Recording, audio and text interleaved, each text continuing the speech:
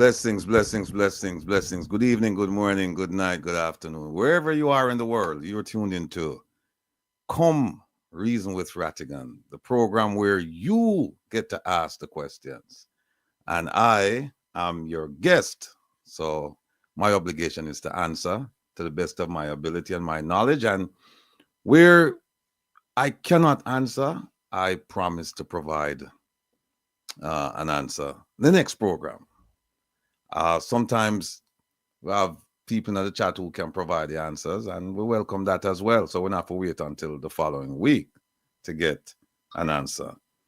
Welcome, welcome, welcome, people. I'm going to the chat here and big up everybody, all of you.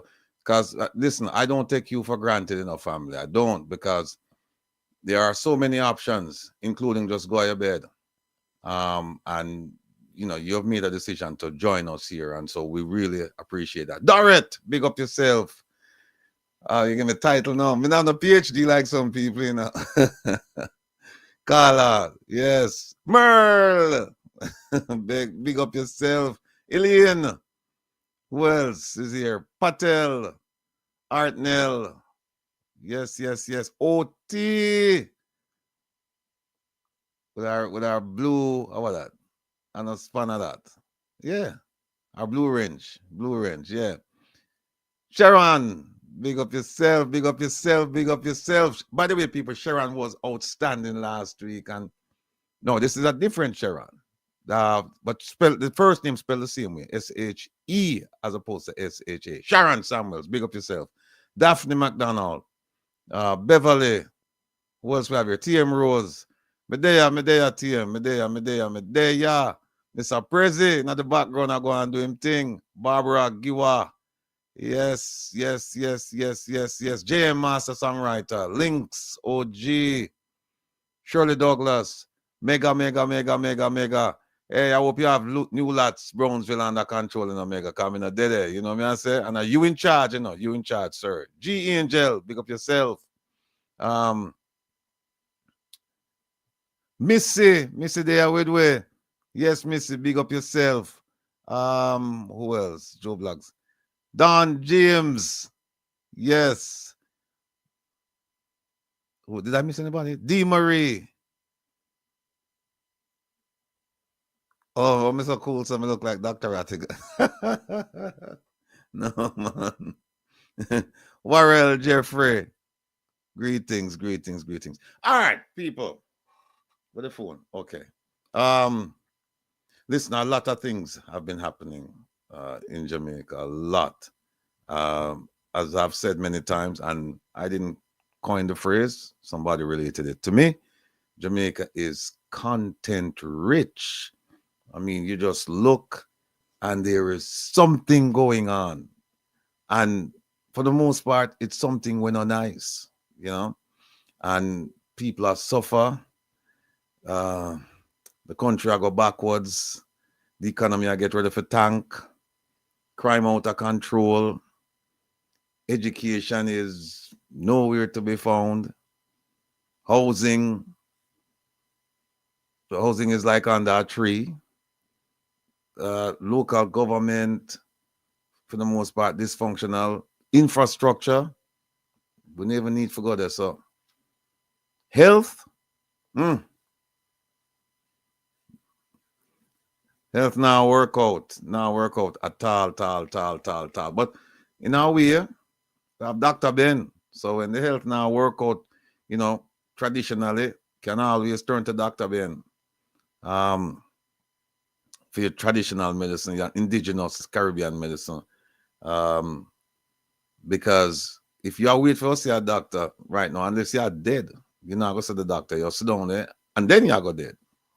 You know, so the country just not running right. We have the leadership is just lacking. And the thing is, them act like them in the government act like nothing wrong. Like we are the problem. You know, like we are look out a different set of eyes than what them are look out at. You know, we not see what's really happening. We not see the growth. We're not seeing the prosperity. And they must say, how we no see it? Because it's going on. All of these things are going on. Yes, Don J, you're right. What people are, Oh, hey, Mr. Vumfafi, get on, James. What people are dead like a fly, you know? And them say it's the lowest the crime rate has been in a long time. Don't make them fool on them. Do not make them fool on them. Sweeney, yeah, them the Bambino, them don't want to give you the information. Them just don't want to give you. I'll tell you something before I bring on Dr. Ben. I'll tell you something. I asked the municipalities, 7 of them. I don't have the paperwork here with me, but I asked 7 of them and the office of the prime minister. I said, listen, and I also asked the office of the cabinet. I said, please tell me how much money for each MP gets for the constituency development fund, right? CDF. And then I want you to tell me how much money each constituency gets for roads, housing, health, the whole works, including donor funds, what them get from PIOJ. Just tell me how much money each of these 6 constituencies, each one of them get. Just tell me that. Office of the cabinet push it off on the office of the prime minister and say, we don't have nothing to do with that. You have to ask them. Office of the prime minister came back and said, we get $20 million a year to each MP to take care of things in their constituency. And that's it. And up to today, I'm getting responses from KCMC, the Portland municipality, St. Elizabeth, all of these municipalities. I know what them say. Them said to me, listen, the information that you're seeking regarding donor funds and this and that, the office of the prime minister, them have it. In fact, I just got a response. I just saw it like an hour ago from Portland. And them say, listen, that information you're looking for, it's in the office of the prime minister. And if he wants to give it to you, then he will give it to you. Otherwise, that's it. Them not gonna give me. Because here is what happened, folks. I have a very confidential and reliable source who told me that's one of the ways that money disappear.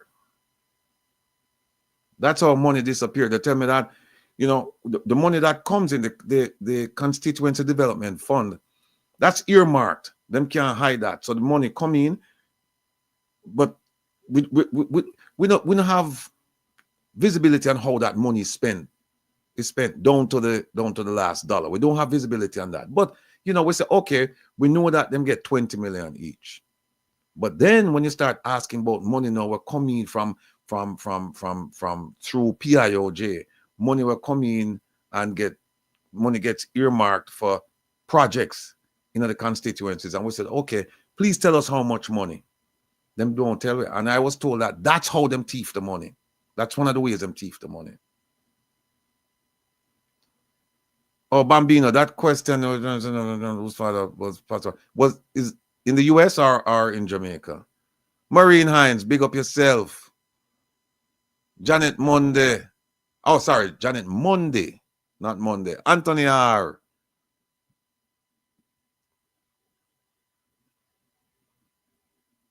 Yes, Maureen, big up yourself. So, Norman Labs coach man take you there with you know. Big up yourself, my brethren. So you see, that's one of the ways that them thief the money. So them have no interest in providing that information because you know why? I've been told that they don't capture that information. The money just go and then that's the end of that. Over them want to spend it, them spend it. That's what I've been told. And so far, I have no reason to believe otherwise because the Prime Minister's office has seen it fit not to provide that information. But guess what? Before I go to my bed tomorrow morning, I'm going to send them another ATI and attach all of the municipalities pointing the finger, the accusatory finger of blame at the Prime Minister's office saying, don't blame us for not giving you the information, blame them because they're the ones with that information. So we are going to say, well, Daphne. Who else there?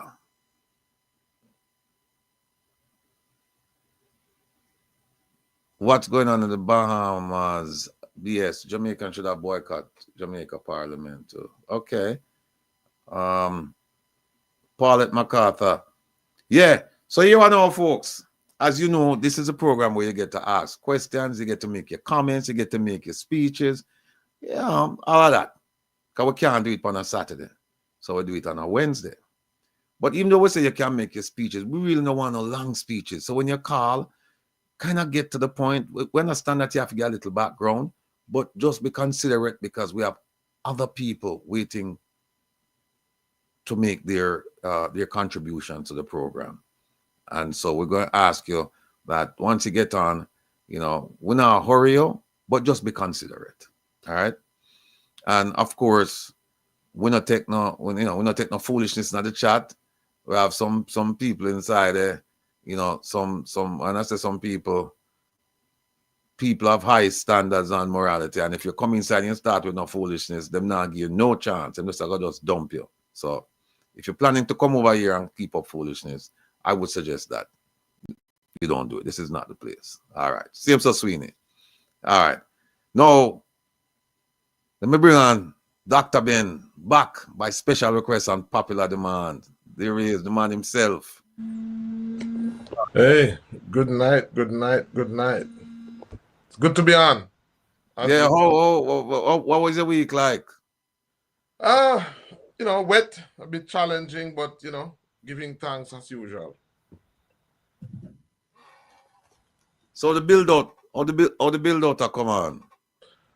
It's going well. I must say, I got a lot of interactions from persons from the show last week. So, but we're doing a lot here in terms of doing what we need to do. And I'll talk more about it later on in the show. All right, folks. Again, you can ask any question on the moon, sun, stars. Ask any question. This is your place, right? And we are just your guests here. So you just ask any question. We're turning on the phone right now. Because we're not the presentation here. No, we want interaction, and and I said this is a platform. If persons have questions, I hope that persons have questions for tonight. I'm actually doing a series now, Rattigan. I'm actually doing a series for the whole month of December. I'm looking on cancer because it's funny in Rattigan because so many people don't want to be empowered. When I look at people out there, I see so many people being taken advantage of, from medical doctors to even herbalists. Because what happened is that so many people, because they're ignorant, they don't know how to evaluate, they don't know how to make judgment, and especially with cancer. Once most people hear that they have cancer, they're so fearful that they don't know where to turn. So I'm doing a series, and it's basically designed to empower persons to two things. One is to empower them that they become knowledgeable, so that they cannot become exploited. And that is because what happened when a person has cancer, because there's so much ignorance, they don't know the right questions to ask. They're not able to evaluate what's a good program. And being balanced, a lot of doctors, medical doctors, oncologists notice that people are not educated to the point where they know even the right questions to ask. And so what a lot of doctors do, a lot of healthcare professionals do, because they don't have the time, is that they leave people out of the team as it relates to taking care of them or taking care of their loved ones, simply because it's going to be so much to educate them to the point where they can even ask questions. And so this leaves a lot of persons vulnerable. So what I'm doing is, for the whole month, I'm focusing on equipping persons to ask the right questions, and clearing up a lot of the misconceptions that are out there. So that is something that I'm focusing on. So I don't know if anybody here tonight has any question as it relates to cancer. Let me just I'm just throwing that out there. And one of the thing is that a lot of persons ask the wrong questions. For example, you hear somebody ask, what is good for cancer? And just by hearing that question, you know that that person is not informed, because that question suggests that there is just one type of cancer, and so there's one solution. And so that alone shows us how ignorant persons are. And so because they ask the wrong question, sometimes they get the wrong answer. And many people, that the ignorance is further promoted. When they ask the wrong question, they get an answer that is not even an answer, because you ask, what is good for cancer? You say guinea hen. What is good for cancer? You say, oh, soursop bark. Or what is good for cancer? You say this. So one thing that I'm doing is I'm helping persons to understand that there are many different types of cancers. And so there's about 3 important questions that person need to ask so that they can be on the right road to getting help, or to know what they need to know to start their path in the right direction. Okay. Jeffrey. So boom yag yag. Okay. Hey folks, on Monday night we had on not to rehash it, but we had on Michael Williams from the NDM on Mr. Jeffrey Tavares' program, Make We Talk. And it was, I don't know if you see it, Doc. You don't see it. When you have a watch it when you have you mean the show with about the new finance minister? No. Mr. Jeffrey Tavares did.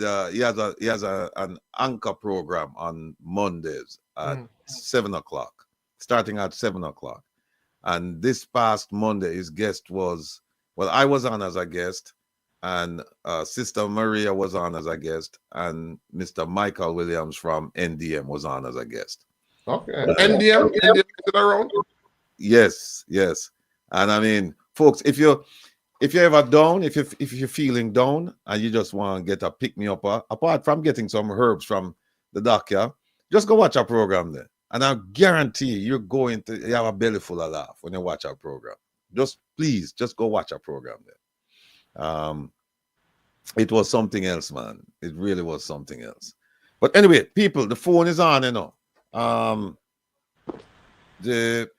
The number is 667-369-8569, 667-369-8569. That's 667-369-8569. And it did in the chat. So let your voices be heard.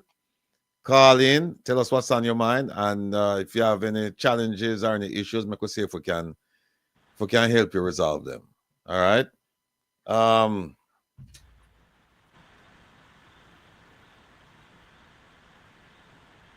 And last week Sunday we had on Mr. Gussie Clark,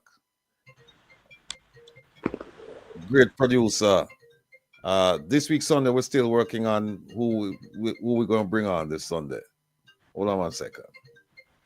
Caller, good night. Welcome to Come Reason with Rattigan. Where are you calling from?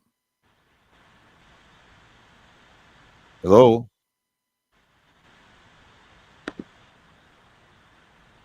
Hello? Caller, we're not hearing you. Hang up and call back. We're not hearing you. Okay.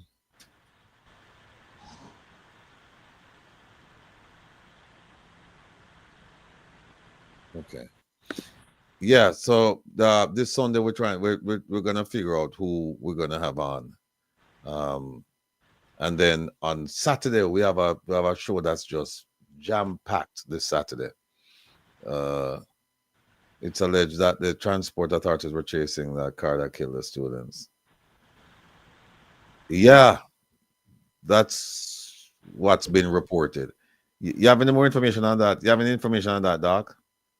That illegal taxi that was being chased? No, just that, you know, and I know it has been, I think it has been said that, you know, when we have a situation like that where, you know, the police direct persons to stop that. They shouldn't be chasing them, because this is happening too often now, that we have so many persons dying as a result of car chase, and sometimes the reason for the chase is something very, very, very simple. You know. All right. Caller, good night. Welcome to Come Reason, Mr. Rattigan. Can you hear me? Mr. Rattigan, can you hear me, sir? Yes, I can hear you. Yes, good night, sir. I have a question for Dr. Ben. Go ahead, please. Dr. Ben, I'm calling from New York, sir. So I was in the hospital today with a relative of mine, and she's now admitted in the Long Island University. Our understanding from the doctors are she has a brain aneurysm. Is that a part of the cancer family? No, an aneurysm is more like a ruptured blood vessel. So that's more related. That's more of a cardiovascular. I didn't get an answer from the doctor. No, yeah, that's more of a cardiovascular related issue. An aneurysm is where you have like a blood vessel in the brain rupturing.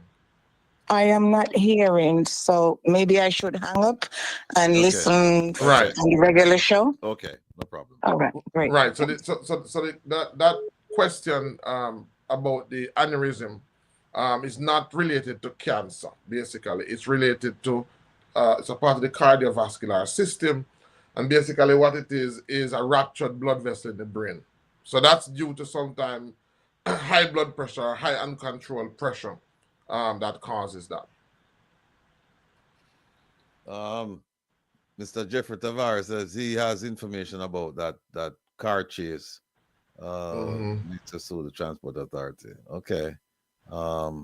Here's a question from Sweeney. Right. Now I saw a question before about numbness. Yeah, from Sharon Samuels. Right. It says, what can I use for numb, swelling, or hurting fingers? As I said, typically that may be the result of it's a circulatory issue in the first place. So it can be due to damaged nerves, or it can be due to damaged blood vessels. So the first thing you want to do is you want to check on your pressure. What you want is something that will help to increase circulation. So cayenne pepper is good for that. Any herb that basically causes that increases circulation or that decreases swelling. So mostly herbs that like ginger, turmeric, herbs like that would help. But it could also be something more serious. So I recommend that you don't just start by self-treating yourself, but specifically find out what the issue is, and then when you find out, then you can choose what option you want to use to resolve it. You know, that's what I recommend first. Don't just guess what's the problem. These are just possible. What I should do, just possible and causes. There's enough, yeah. My uncle have cancer in KPH, and they refuse to turn him. No, he is full with bed sores. Not sure how to deal with this, as his daughter is afraid of backlash. Well, that sounds more like a case of poor care and poor attention, because I can't see the reason why they wouldn't want to turn him. So I don't think it's a case where it's due to his medical condition. It may be due to his care, and so that's something that you might want to take up with the hospital administration. You know, one thing you have to understand is that and I don't know if I'm the person to say it, but it's sad. There are certain hospitals in Jamaica where the care that you get is based on sometimes the type of patients that they have. And so let me see if I can put it this way. There are certain hospitals where they care, the persons that they care for are persons who, because of their activities, their lives don't value a lot. And it's sad. It's just like after a while, you're working in a hospital where most of your patients are gunshot victims. you don't have that value for human life. And so, you know, that's not a good place to end up, because you're going to be treated as if you're one of those persons, you know. And I don't want to let it sound bad, but it is what it is. It's a reality. There are certain hospitals that I wouldn't want to go to, because the staff there have a certain mindset, because the people that they look after are people who are people who they don't care about, people who are gunmen, people who are murderers, people who are killer, and so they have to do it because they're paid to do it.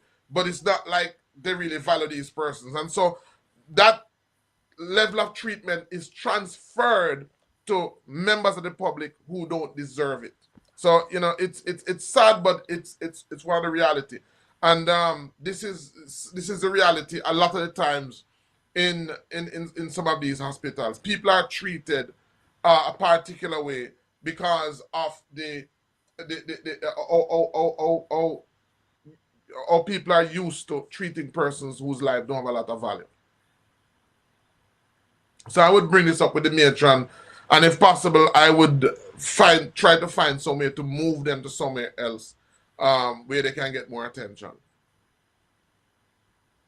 Somebody said in Jamaica, the hospital, poor people get poor care. That's fruit upon. That's true.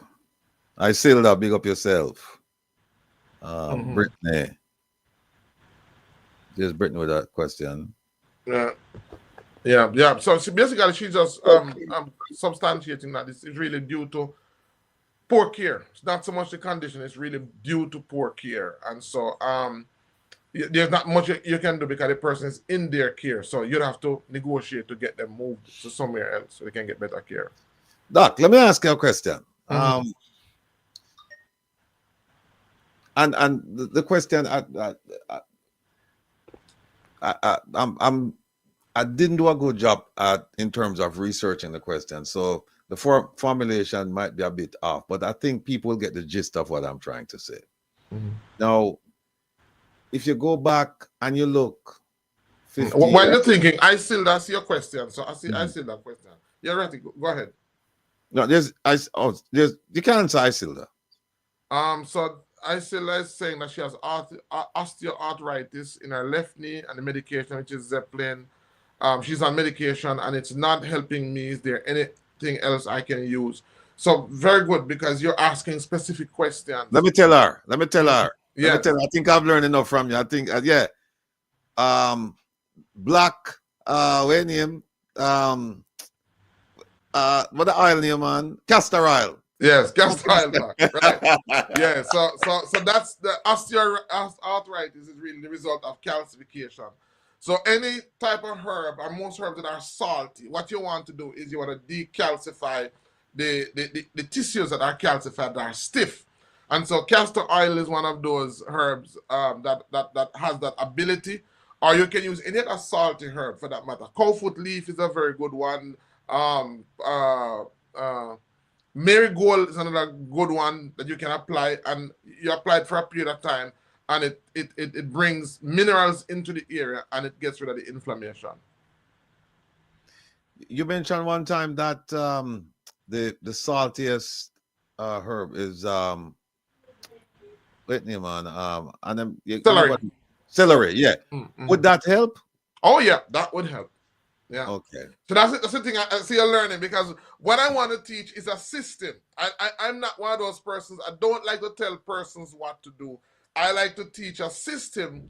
And when you understand how the system works, you pretty much can find a herb that's based on that principle, and you should get the same result. Yeah, Don J, Mr. The Banger, and I go on to the Bahamian Parliament. I think, if I'm not mistaken, I think who was it? Let me see something. I think them was this Bahamas.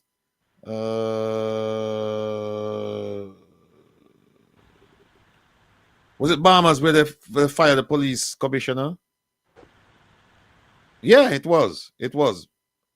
Or it is. Yeah, it's a Bahamas. They fired the police because they said an announcement was made in Parliament Wednesday morning. That's today. There's a New York court indictment which alleges that a number of law enforcement officers and a high-ranking Bahamian politician colluded to smuggle cocaine and weapons between the Bahamas and the United States. So that's all I have right now. The police commissioner resigned. I don't know how involved he was, or he's just falling on the sword saying it happened on my watch and it shouldn't happen, therefore I'm exiting the stage. I don't know. But things don't look good at all. Things don't look good over there, so I don't have it. I don't have the brawl. I don't have the video of that. Let me see.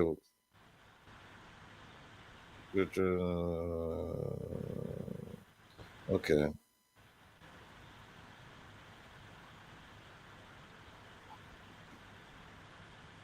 Rattigan, please show the video. Mac Johnson was defender. Donji, I don't have the video. I don't have the video. So if somebody can send it to me, then we can show it. But I haven't seen the video. Sweeney, I just sent down a lot of medical supplies because hospitals have nothing, no chucks, no sheet, no cream, no, I think that gauze. It's a disgrace what people of Jamaica is going through. Sweeney, you're right. Bambino, more IC report to be tabled. Yes, I think they submitted 2 today, if I'm not mistaken. Mr. Jeffrey Tavares can correct me. I know at least 1 was submitted today. We don't know when it's going to be tabled. We don't know anything about it. We haven't heard anything from any news outlet regarding, who's involved. The one thing I'll say, though, is this. It's a damn disgrace when you have somebody like the former Speaker of the House, Mrs. Marissa Dalrymple Philibert, when you have her being sworn in, and she was sworn in, Doc. She took the oath and she said she's there to uphold the Constitution and the laws of Jamaica. And that's just saying, no, she just said yesterday, and she said it when she first went to Parliament, and I think for every succeeding position you have to take out oath. She took that oath, and yet still we have the information in front of us saying that this lady violated a whole bunch of laws, and she's been referred for prosecution. So. And then her matter is before the court, and I think the court is going to be ruling on Friday, because we have 2 court rulings on Friday. We have one regarding the Prime Minister's request for judicial review, and I think we have one regarding Miss Dalrymple. Not so sure about Miss Dalrymple Philibert's case though, but still, it's a disgrace that she resigned in disgrace. Right? She tabled the report. She tabled the report that accused her of failing or filing a false statutory declaration. And she said, and there were about, I think, like, I don't know, somewhere between 5 and 8 charges. And she resigned in disgrace. And now she's coming back. Wow. Now she's coming back. Yeah, that's the type of as I said, corruption is something in Jamaica that sadly has become a norm. And I don't know if what I'm concerned about is every time we have an election, as I said, we see more and more people who are losing faith in the system. And as I said, here it is right there to remind us of what happens to a state when people lose hope and lose faith in the political system. Then they're going to want to take power in their own hands. Right. Yeah. Right.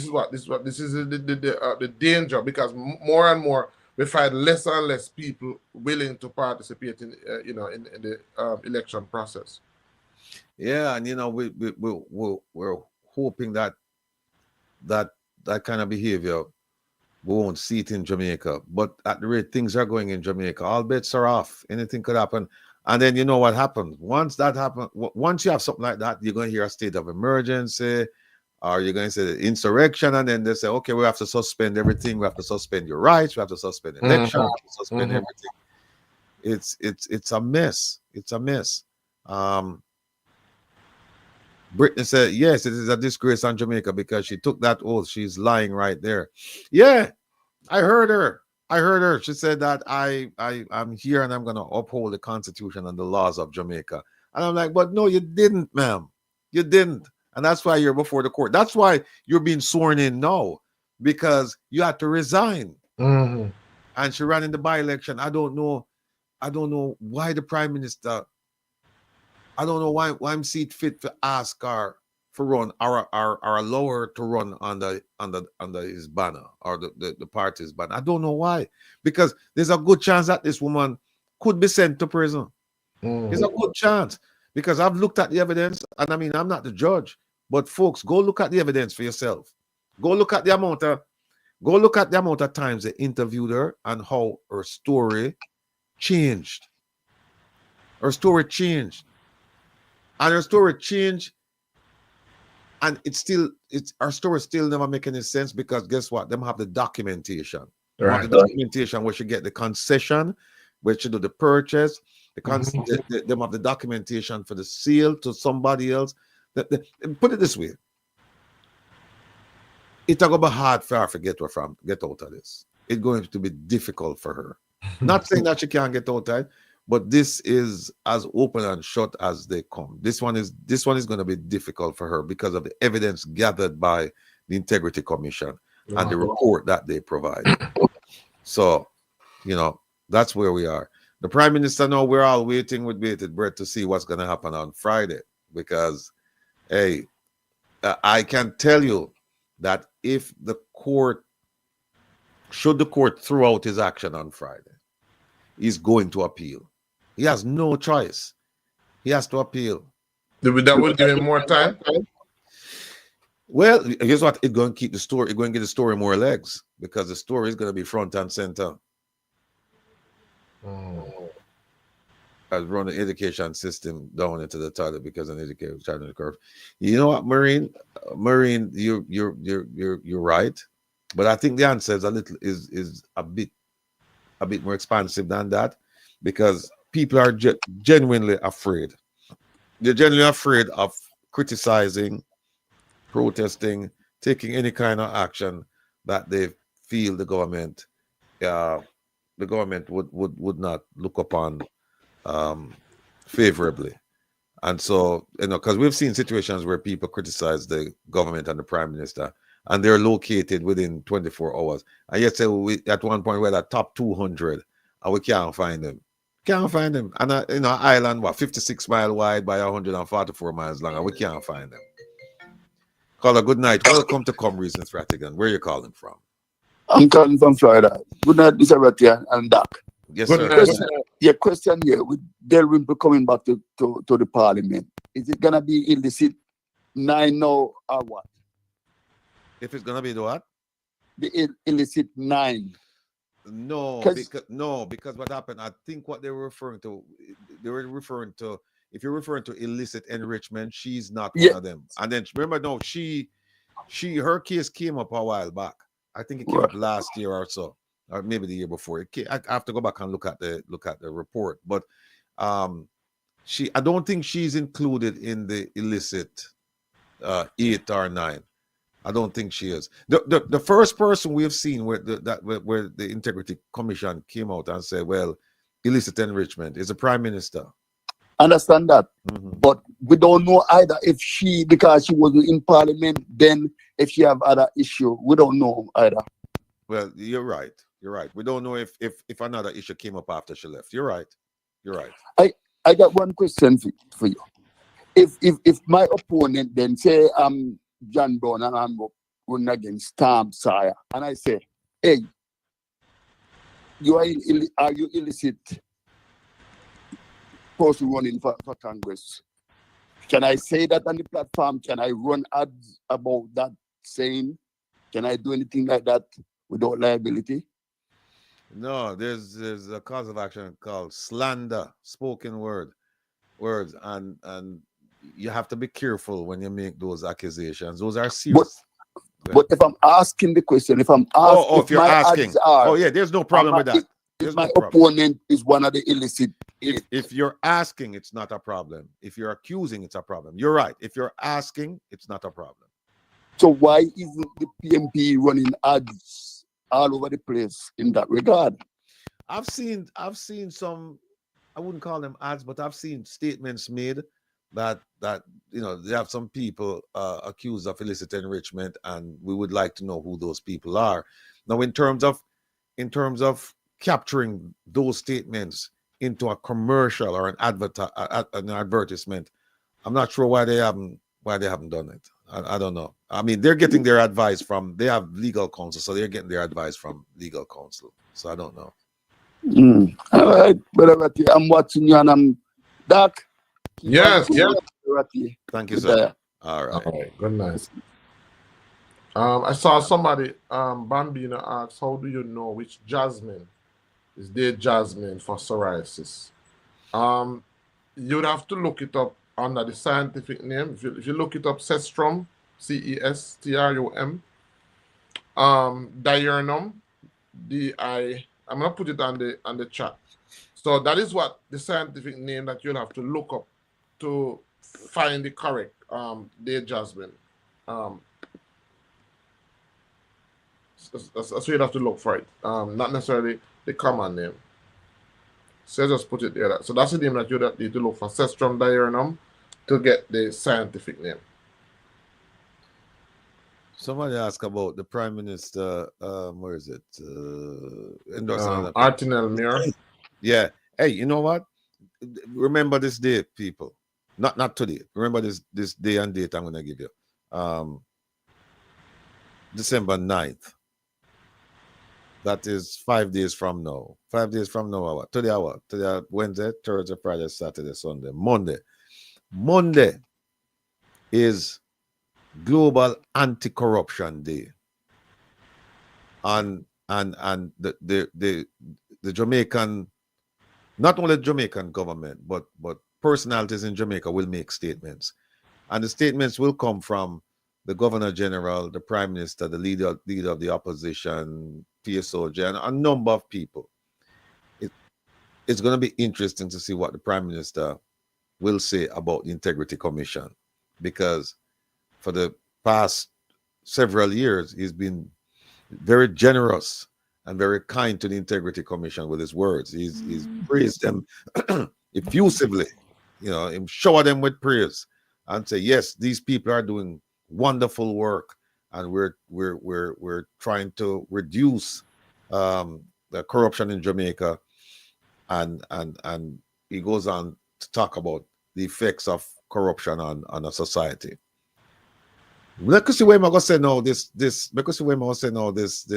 Monday, because I don't think he's between a rock and a hard place, because whatever he says now, people are going to use it. I certainly will use it against him if he come out with really nice words, as he's done.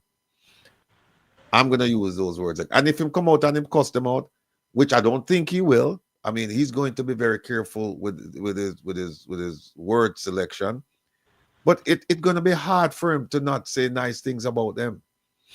It's going to be hard.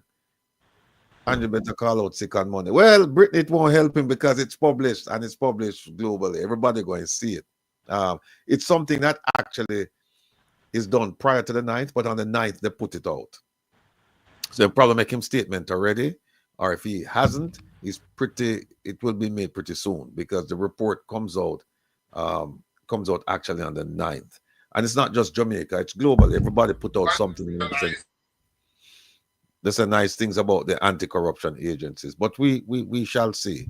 Yeah, Artnell. Yeah, imagine the Prime Minister endorsing Mrs. Marissa Dalrymple Philibert. Jamaica, how low have we sunk? It's terrible. You mean to tell me that him couldn't draw for somebody else? This is the only person could have draw for. Couldn't draw for somebody else. I don't understand this. And I'm sure when she resigned, she had a conversation with him, before resigning. She had a conversation with him. And him accepted it. And just said, all right, fine, no problem. And I think Shaffer report to the Governor General as well, the real leader of the country. But, to see her now in Parliament, this must be a slap to the face of the Integrity Commission. To say, to say, you know, how can you now come out now and take the moral high ground and say, well, we are doing something about corruption? I know what they say now. They say that a person is innocent until proven guilty. But you resign. Say, make sure stay and deal with our matter. And after the matter finish, if she's found guilty, she go do some prison time. And if she's exonerated, then she come back. But to have her there, and then if you look at the evidence, I mean, people, if you look at it, this is a documentary evidence case, you know. It's documented. It's not somebody tell somebody who tells somebody. And in fact, whenever they use statements, the statements are like direct statements. It won't be hearsay, because we have statements from her sister and we have statements from her sister's companion or her sister's partner. We have statements from them. And then we have statements from her. And the statements them. No. You know what I would love you to do, Ratty, to talk about, because one of the reasons why things like these are not an issue for the average Jamaican, corruption. There's a talk about corruption, but a lot of the times people haven't connected the dots. True. As to how does corruption affect us. Many people think that corruption is just a problem that affects us locally. But I don't know if people understand why is it that when you go online, for example, you try to set up a website, Jamaica is blacklisted from so many opportunities. So many companies that do online transaction won't do businesses with Jamaica. And I mean, even very recently, for some persons who do online business, for them to have access to the international community, there has been companies in the Caribbean who make it possible for persons to connect with the international community as it relates to finance. And this is one of the reasons for that is because of where Jamaica is rated on the corruption index. The corruption index has implications as it relates to how Jamaican countries like Jamaica interact with the international community as it relates to on a monetary basis. So, for example, most people have to do business with PayPal, or they have to do business with which creates a lot of limitations. So one of the reasons for that is because of where Jamaica falls on the global index of corruption. If we don't try to get a country like Jamaica down, then we are in a sense cut off from doing business with the rest of the world. So corruption isn't only an issue that affects us, because for many people it's not an issue because they think that it's only a Jamaican problem, but it really affects us internationally, especially as it relates to doing business outside of Jamaica. All right. I'm going to answer that question, the one about what do I think about the gun, whatever, bus, fine, whatever. But before that, let me just take this phone call. Caller, good night. Welcome to Come Reason with Rattigan. Where are you calling from? Okay, let me turn down my device, please. Good night, Mr. Rattigan. Good night, Dr. Ben. Good night. Good night. Okay. Now, Mr. Rattigan, do you think or believe Miss Dalrymple will be found guilty now that she's in Parliament? Because when you look into this situation, I don't know, I don't even know how to describe it, but it is the dirtiest of the dirtiest of this corruption with this prime minister and the country. You see him embrace her? They are all the same, in one barrel, a bunch of corrupted people. And the opposition, Mr. Rattigan, them not doing enough, to oppose them, with these type of thing, like them just bring it at them face and say, okay, the IC, this or that with the IC and all of that, and talking about corruption. See, They bring her back right there in Parliament. It's a slap in the face of the Integrity Commission. It's a slap in the face of the People's National Party. They should not have embraced her. The same way they walked out of Parliament, it's the same way they should have done this time. This is what you call it, highway robbery, in a sense. No, this can't work. If they're gonna look at ISAT have done his time. He has paid for his inadequacy, right? At that time. No, this woman is before the court. And she's sworn in. Mr. Rattigan, what's going on? This is not right. Anyway, tell me what you think, what you believe about this. No, sir. It's bad. Right. Lord Jesus, it hurts. All right. Anyway, thanks for listening. All right. No, the caller is right. You know, I share the sentiment. She resigned in disgrace. Let her sort herself out before the court, and then once that's settled, then she'll come back or she go prison. It's that simple. You can't have her resign in disgrace. You have a ton of evidence implicating her, and then you turn around and say, well, we're going to bring her back after you accepted her resignation. And she resigned not only as speaker, you know, she resigned as MP. She could have resigned as speaker and still maintain her position in the parliament, but she resigned from both positions, and then now you turn around and then you bring her back. This don't make any sense. But then think about this. It is also a commentary on the people who voted for her. Granted that she ran against an independent candidate, right? But people could have turned their backs on her and said, no, we're not going to, we don't want this. You know, but instead they voted for her. So some people in Jamaica, them can't complain about corruption. Them cannot, because they're complicit in it.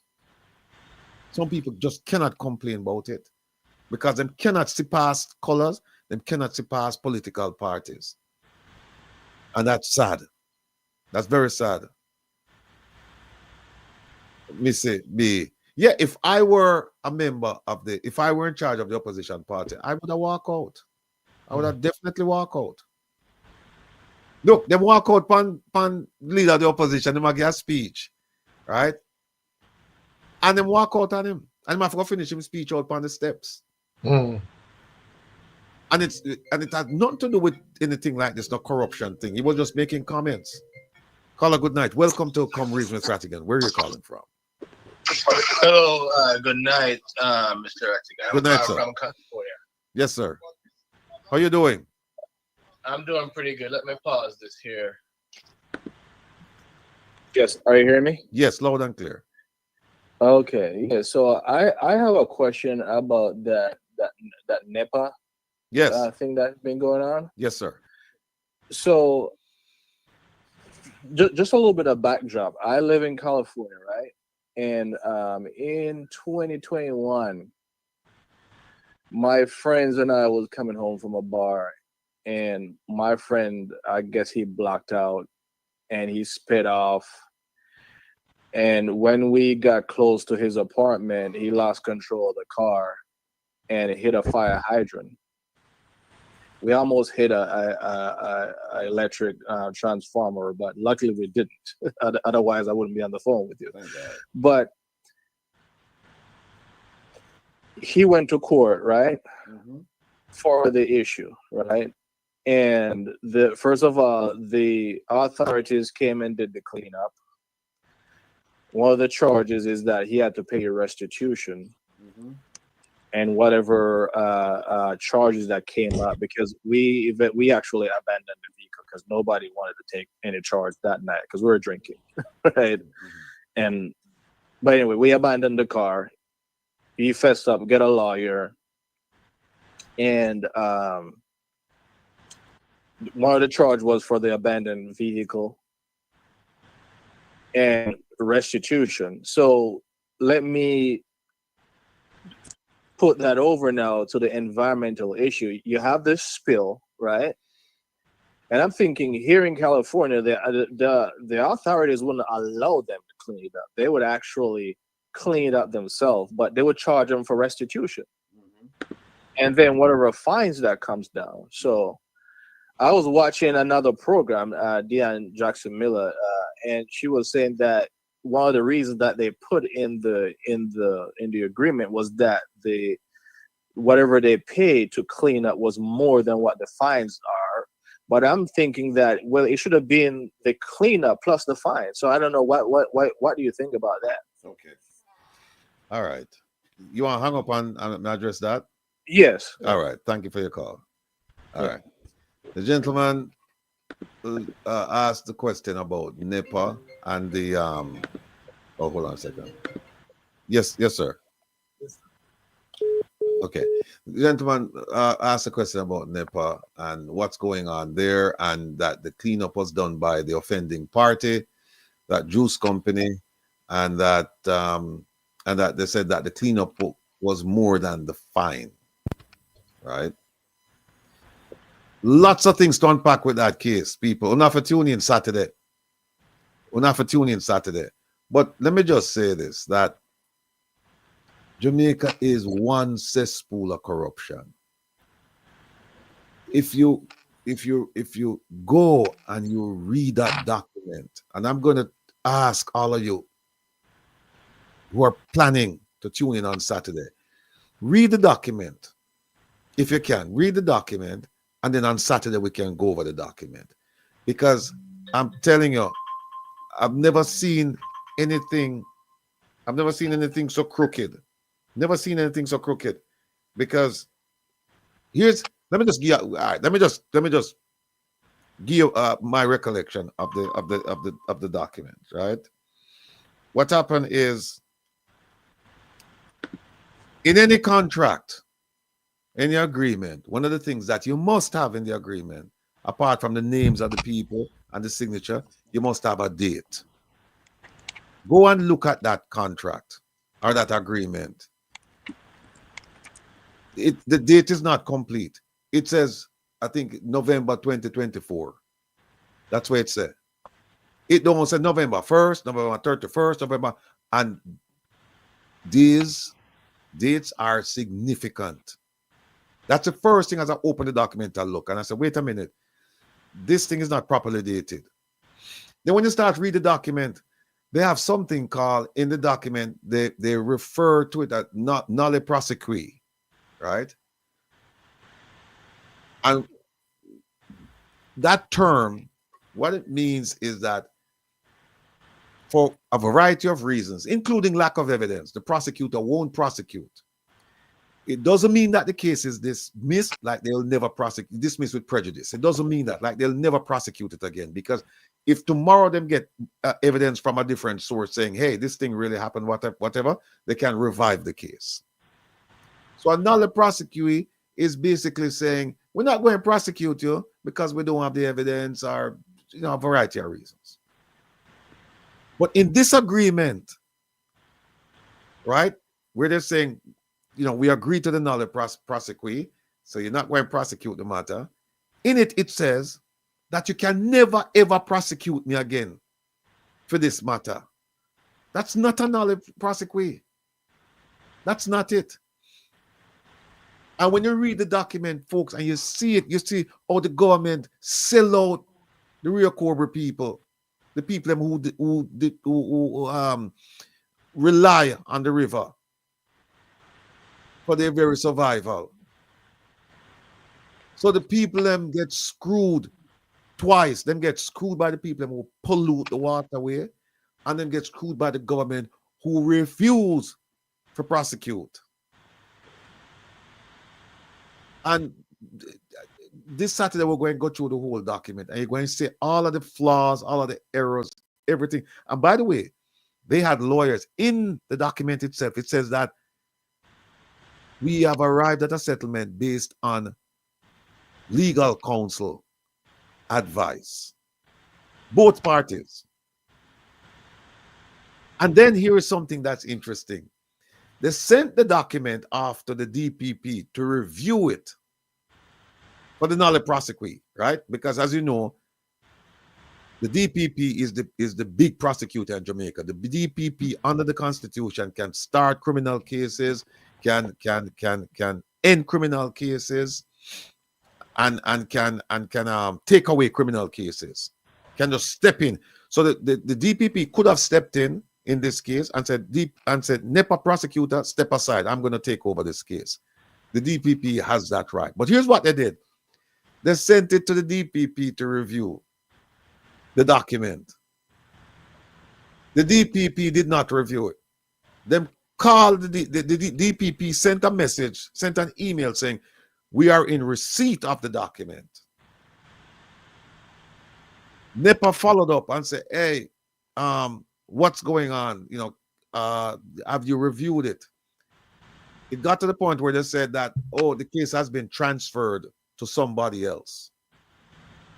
NEPA actually went and sat down with the DPP or with members of the DPP's office. And until the day that the agreement was finalized in court, DPP is nowhere to be found.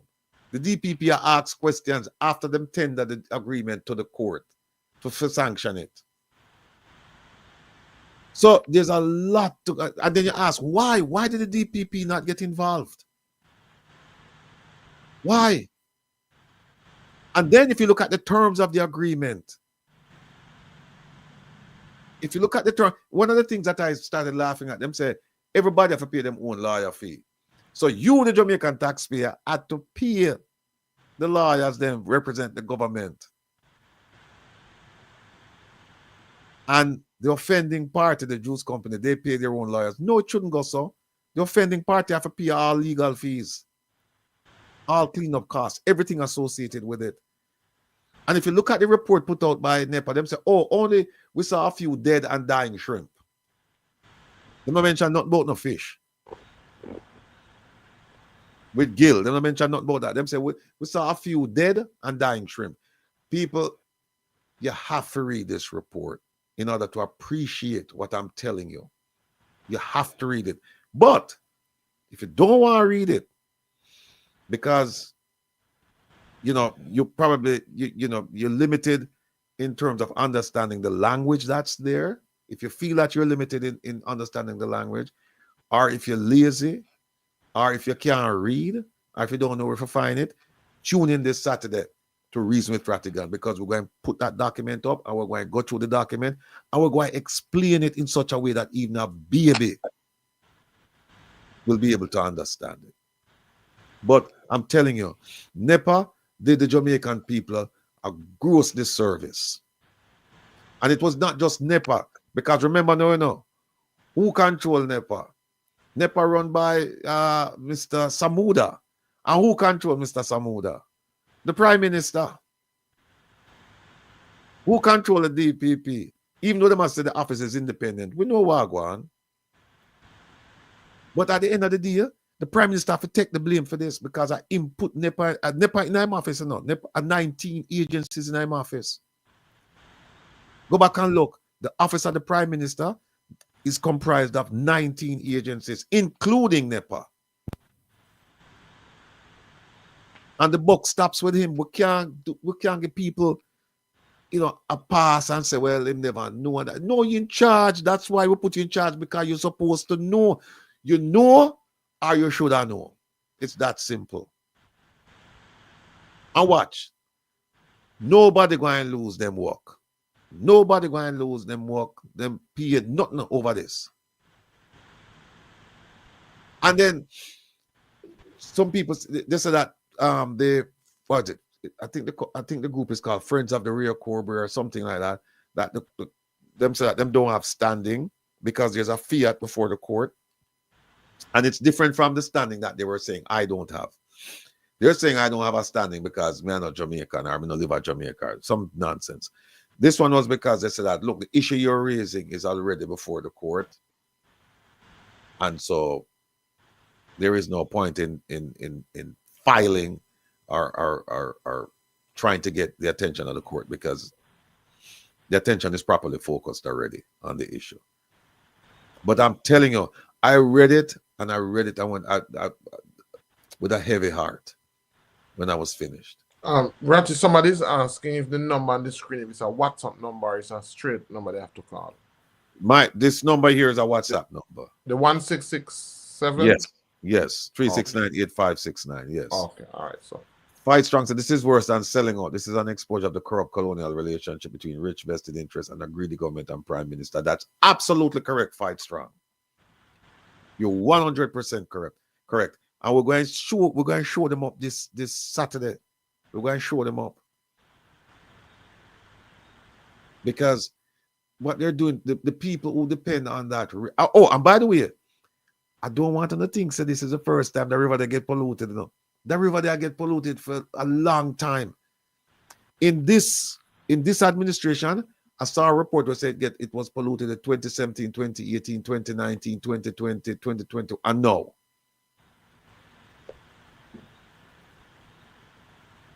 Right? So, oh, you can't even drink the water. You can't drink the water. Because you know what happened? The biggest polluter of that river, Windalco, with the red mud. That's the biggest polluter. And them go court. I wanna hear nothing. We're not hear anything. We need to look into whether or not they executed an agreement with Windalco too. But tune in this Saturday. Thank you for your question, Mr. California. It just riled me up because I read the report this morning, and I mean, I'm going to big up Patrick. Patrick, I watch the program. Him send me a message and say you need to do a segment on the Rio Cobre.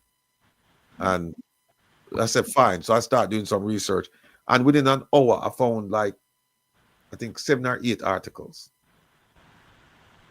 So it's just that. And then think about it, Doc, people are eat the fish, People are eat the fish out of the river there and get sick, Yes, man.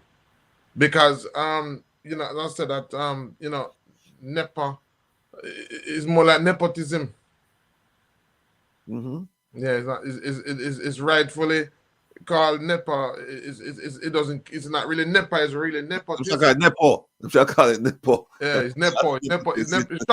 It's actually an abbreviation for nepotism. Yeah. Because they only, we've seen and it's sad that they only care when it is beneficial to them and when it is friends and of the system.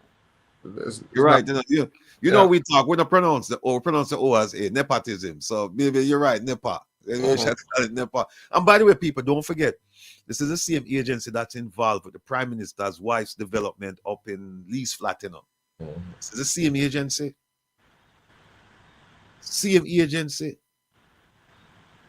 So you see, you can connect the dots. This is not something that just randomly happen.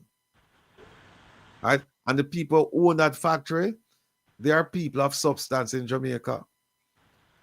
They are people of substance. And what we realize is that poor people now have no say, even though the majority, the overwhelming majority of Jamaica, we're considered poor.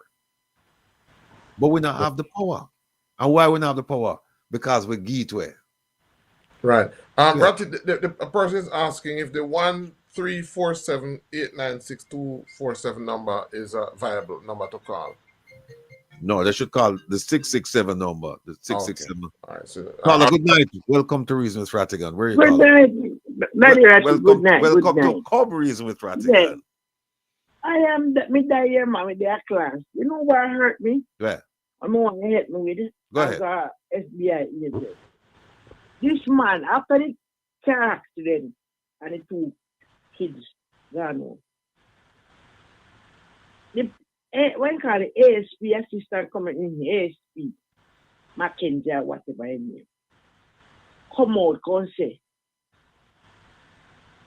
and I wasn't the people, the transport authority around the people.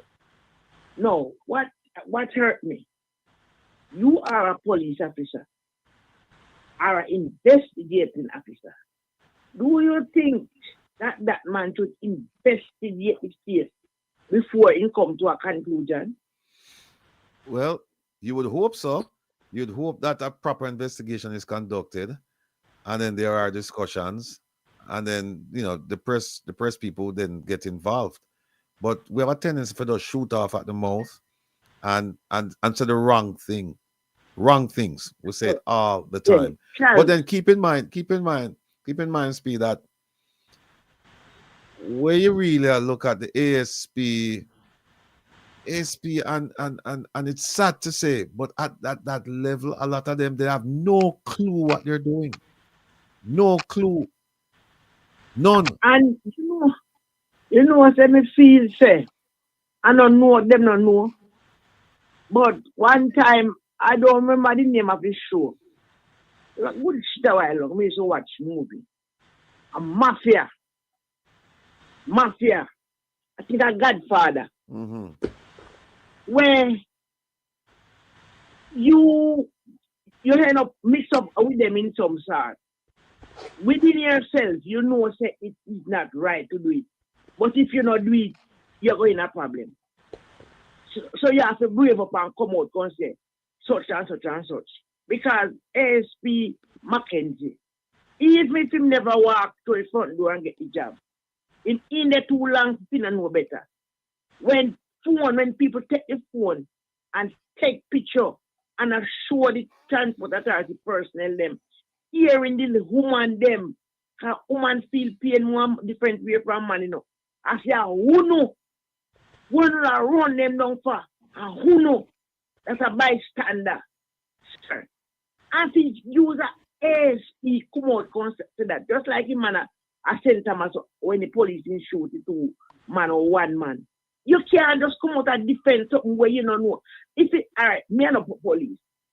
But Mr. Bobby Finch teach me. Get your facts before you talk. You hear something, you know no facts about it. You just come out and say, me I hear different argument, but me not no facts to it. We are go in do investigation, and as soon as we get the information, we come and go something. But you come out strong here, defend corruption, brother. Mr. Rattigan, I don't know. Me give up. Here is no man, not give up. Tired. No man, where there's life, there's hope. Don't give up. You're frustrated. Me tired Yeah. with these people. Yeah. And then just so blatant. Me tell you, and I like say a man, thief little sugar and he say, I know me man, I know me. And try to hide it. They just so blatant, they not no respect, they not no nothing at all for the Jamaican people. Even when you see two young people gone home, so two left their butter. And you, as a father, you know how to pick me for yourself. You know, consider how the mother there, the father there, how they feel. And that was the accident not do happen, you know. But it's this thing that they might do, Mr. Rattigan, who know, you know, transport authority, they don't have no respect, they don't have nothing, they don't have nothing about them. They move bigger than the JCF. They talk to people anyhow. They anger people anyhow. They do anything and nobody to hold them accountable. You have them already. And them tell them, say, do not run down nobody. You're getting license plate, you will catch him. And you took, Mr. Ratty, honestly to God, if it was me, pick me, who know that to come bail me? Because any one of them me catch, because me go for the scene and see one transport authority, all when in give them a paper rose and blind. Trust me. You can't run no people on Jamaican road, Mr. Rattigan. Mr. Rattigan, you wouldn't mind you come down here. Come down and take a drive. Just come for the plane, get a car, drive in a country, and shoot back America. And look for yourself. There is no ROAD, no road. If you are walk, Mr. Rattigan, at some place, you have to put on your eye because you will broke your ankle. Almighty God, sir. Right. You know, here's the thing. Boy, We're going back to the ASP. Mr. ASP, if he's listening, or if his friends, family members, if they're listening, watching, just give him this piece of advice to me. All he has to do, if he doesn't have a written report that and the authority to release that report or the contents of that report, all he has to say is simply this: ladies and gentlemen, it's an ongoing investigation, and at this point, I cannot say anything for fear that it might jeopardize the investigation. So at some point in the future, when we have the information, we will release it to the public. That's all. Done. Words to that effect. That's all. That's all. So you just come out and you just defend it, and people are pass by you. As you see, you must see the video. But them say, "Who running down, one running down for." And when you look, Mr. Rattigan, you say, then take up the people and beat me like a hog and show them their back of the eye look stick up one. God Almighty and to all this. No, in a my little training, you cannot take up injured people that way. You have to kill them further than how them are dead because you don't know the severity of the injury. And then just take up like when, I don't know if you go to town, if you see when they kill them, and you take them up on one with the 2 phone and show you. So I saw them all, the mash up picnic them. Nobody did they cushion their head. Nobody did they call them by their name. He said, when you John Brown, I say, John Brown, wake up, stay with me. Nobody, then they step and fling them in a van box like a piece of dirty meat. Brother, Sarati got me know I try, but me no know. This is not good. Are you watching a video where my Bahamas Parliament? No, I only hear about it. No, some Jeffrey DeFar. No, make Jeffrey send it to me tonight, or somebody can send it to me. Yes, What? Talk to me. What? How that go? Hello, I know me alone, but me I tell you, as a mother, grandmother, great grandmother, it cut me to the core. Me sorry, me saddened. This is what happened, but it happened already, and me can't reverse it. But ASP Mackenzie, where you want to name, use a total disrespect to Jamaica, the Constable Force, the Caribbean, and the wider world. I'm going to tell you, Jamaican police, not the good one, them. Big up to Rowan James. You must remember, say, once a police and twice a civilian. True. Please remember that. You can't be a police officer people at their life. At some point in time, you have to back up. And people are going to remember you. Even if you see you up on the road, not the shop or buy something, at the hospital or somewhere, tax office appear, them are going to remember you and say, you wicked police, you're going to suffer. Anyway, me are listening. We going back at class. All right, thanks. Thanks for the call. Let me just zoom in on a question that has been asked by DRX for some time. How to treat a person with bleeding of the brain. And once you have any type of bleeding, what you need is, we use herbs. So what we need is herbs with the action that we call astringency. And there are a number of herbs that we can use. I don't know the extent of the bleeding. I don't know where the bleeding is coming from, but let us consider it as a situation where you're in the bush and you fall and there's bleeding. Once you have bleeding, what you're gonna need is what we call astringent herbs, and by getting those herbs and putting them on the scalp and head, making like a bandage, then that is one way of helping internally. You can take it also. But again, what's important is finding out the root cause of the problem. Generally speaking, that is what you would need. You would need some form of herb that would tighten the tissues and prevent the reduction or stopping of the bleeding. And typically, what you want is herbs that are what we call astringent. So herbs like rosemary, witch hazel, are very good. Herbs like horsetail, herb called horsetail.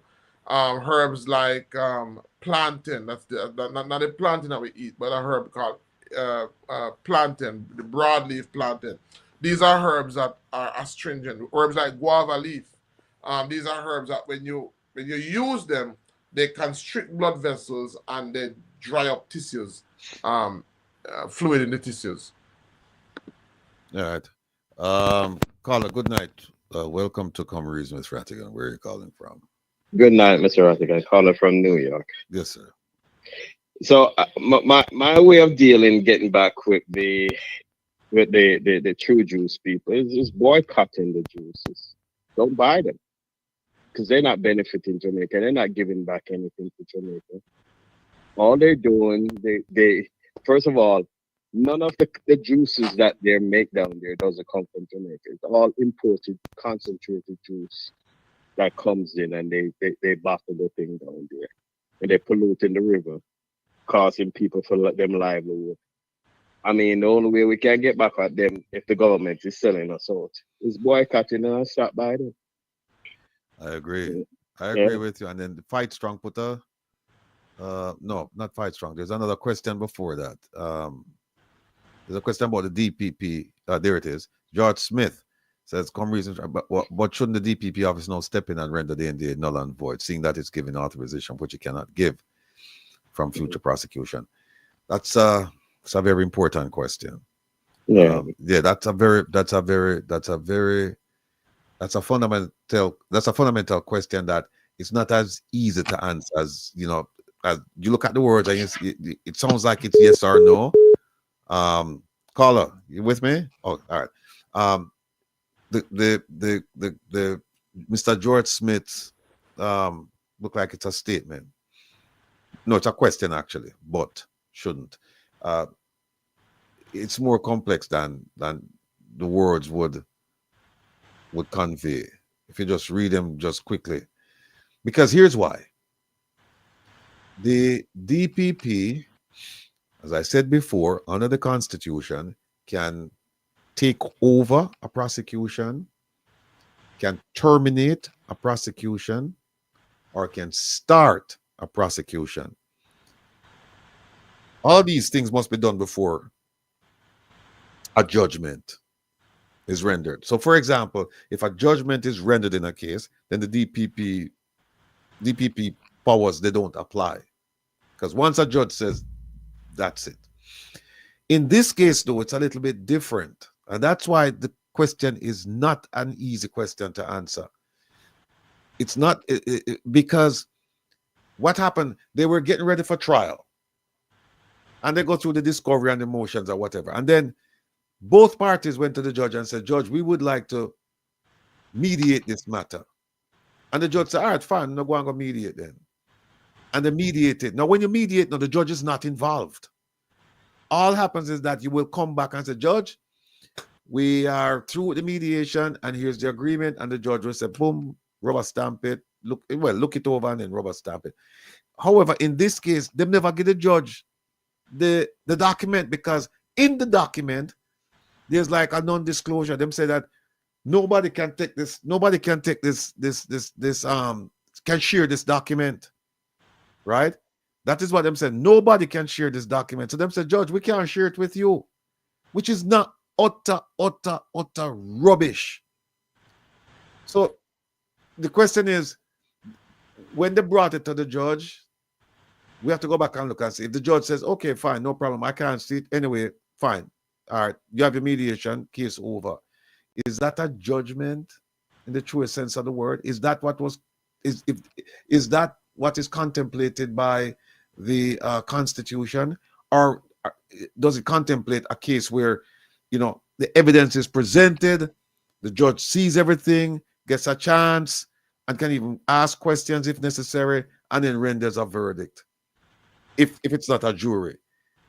So it's a matter of perception and interpretation now. When is a judgment a judgment? That is what we have to go find out.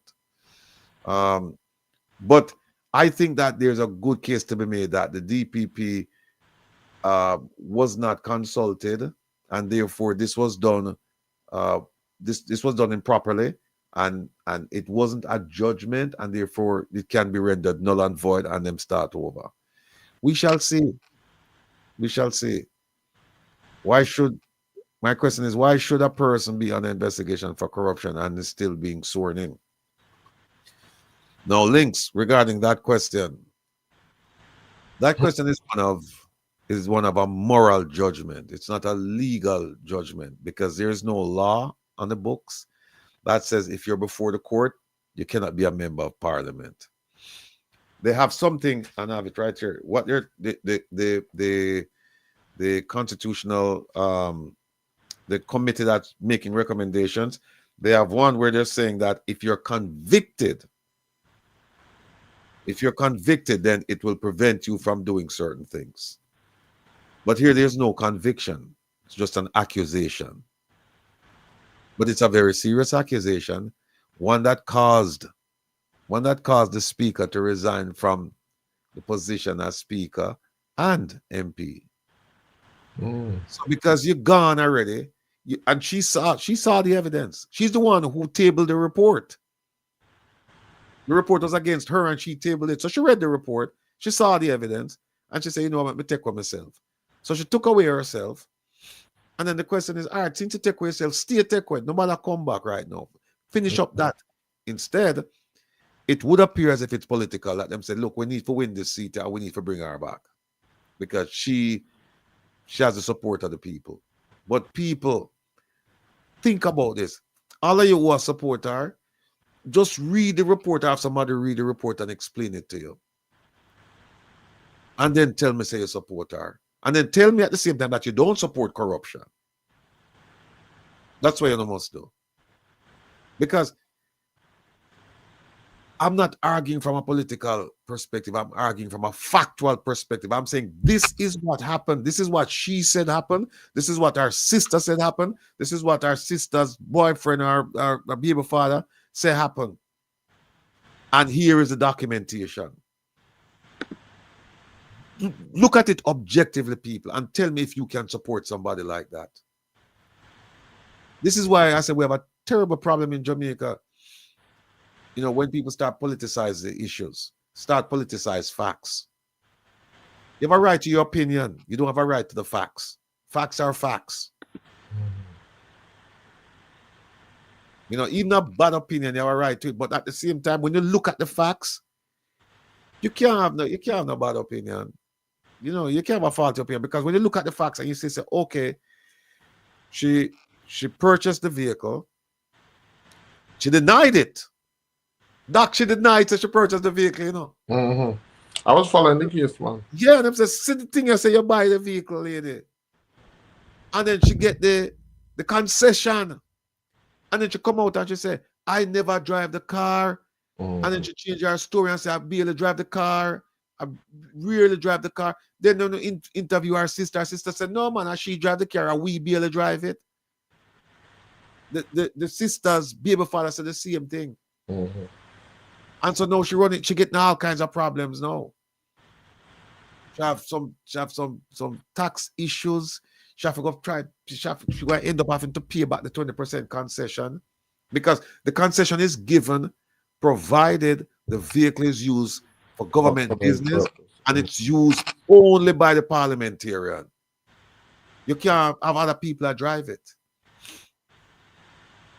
So it's a reflection of the people who vote for her. Now look, all I can say is that if after reviewing all of those facts, you decide that I'm still going to vote for her, that's your right. Nobody can take that from you. But keep this in mind. You can't come talk about corruption after that. You must sit on one side and be quiet when people are talking about corruption because you're enabling things to happen. And I mean, I'm not passing judgment on her. I'm passing judgment on the facts. I'm saying these are the facts that have been presented. These are the facts that have been presented, and it doesn't matter if it's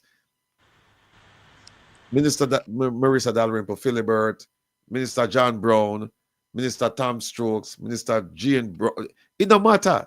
Take the personality out of it and just look at the facts and say, the person who committed this act, is this the kind of person I want representing me? That's all. But we get it personal now, and we start saying, no, is this lady, and she my MP and this and that. Anyway, Doc, you have a question there. Yeah, I see the question. So there's not you can do DRX because I think you're talking about the aneurysm. I think you're the person who asked the question about the aneurysm, which is the ruptured blood vessel, and so he's bleeding now. There's only so much that can be done because you're talking about in the brain, and you can't go into the brain as you would want to fix that. So what they're gonna do is that they're gonna give him some form of medication to somewhat coagulate the blood, and then it's basically up to him to see how his body responds to that, and if the bleeding is stopped. There's not much that can be done because it's a ruptured blood vessel. It may be also due to high blood pressure, so they might give him something to bring his pressure down to reduce the amount of blood that's flowing through the veins. They might give him two things. One is to reduce the amount of blood flowing through the vein, and then one is a medication that will help to coagulate the blood to cut down on the amount of bleeding. Astra AP said, according to Rattigan, if someone said the Prime Minister commits a crime until he's convicted, he can continue to be Prime Minister. No suspension pending. Maybe I am wrong. Astra, there's a fundamental principle that a person is innocent until proven guilty. In the case of Speaker Marissa Dalrymple Philibert, she resigned. Nobody never tell her, nobody, not that to the best of my knowledge, nobody at least publicly told her, come out and said she have to leave. She resigned from both positions, Speaker and MP. And all I'm saying is that since you resigned, because you have this cloud over you, stay resigned until it is resolved. Don't come back. So the hypothetical you get, if someone say the Prime Minister, who is the someone, Astra? And when you say, is it a report or is it hearsay?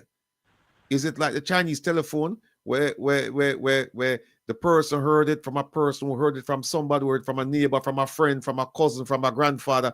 Is that when you say? Because in the Marissa Dalrymple case, it's not say, it's there. It's a documentary case. The documents are there. And then you have testimony to back up the documents. So it's not like somebody come in and say, boy, John Brown tell me, say, Dr. Ben do this. And then when them go to John Brown and say, okay, where you? John Brown say, oh, Tom Strokes of us tell me. You go to Tom Strokes, oh, Mary Jane tell me. And no, it's not like that. They ask two people that this lady was claiming drove the vehicle. She's claiming that her family members, they drove the vehicle. And they asked two people. They asked the sister. I think she mentioned her sister, and they asked the sister's baby father, because I don't think they're married. So the example, the PM, it's chalk and cheese when you compare them. You can't compare them because the hypothetical you give is that if someone say, and when you say someone, in the case of in the case of Speaker Dalrymple Philibert, the someone is a creation of the Parliament. It's called the Integrity Commission, and they did their investigation. And what did they do? They chronicled it. It's in a report, and they put all the evidence in there. It's in a report. So this is not hearsay where somebody tells somebody, and So I hope that answers your question.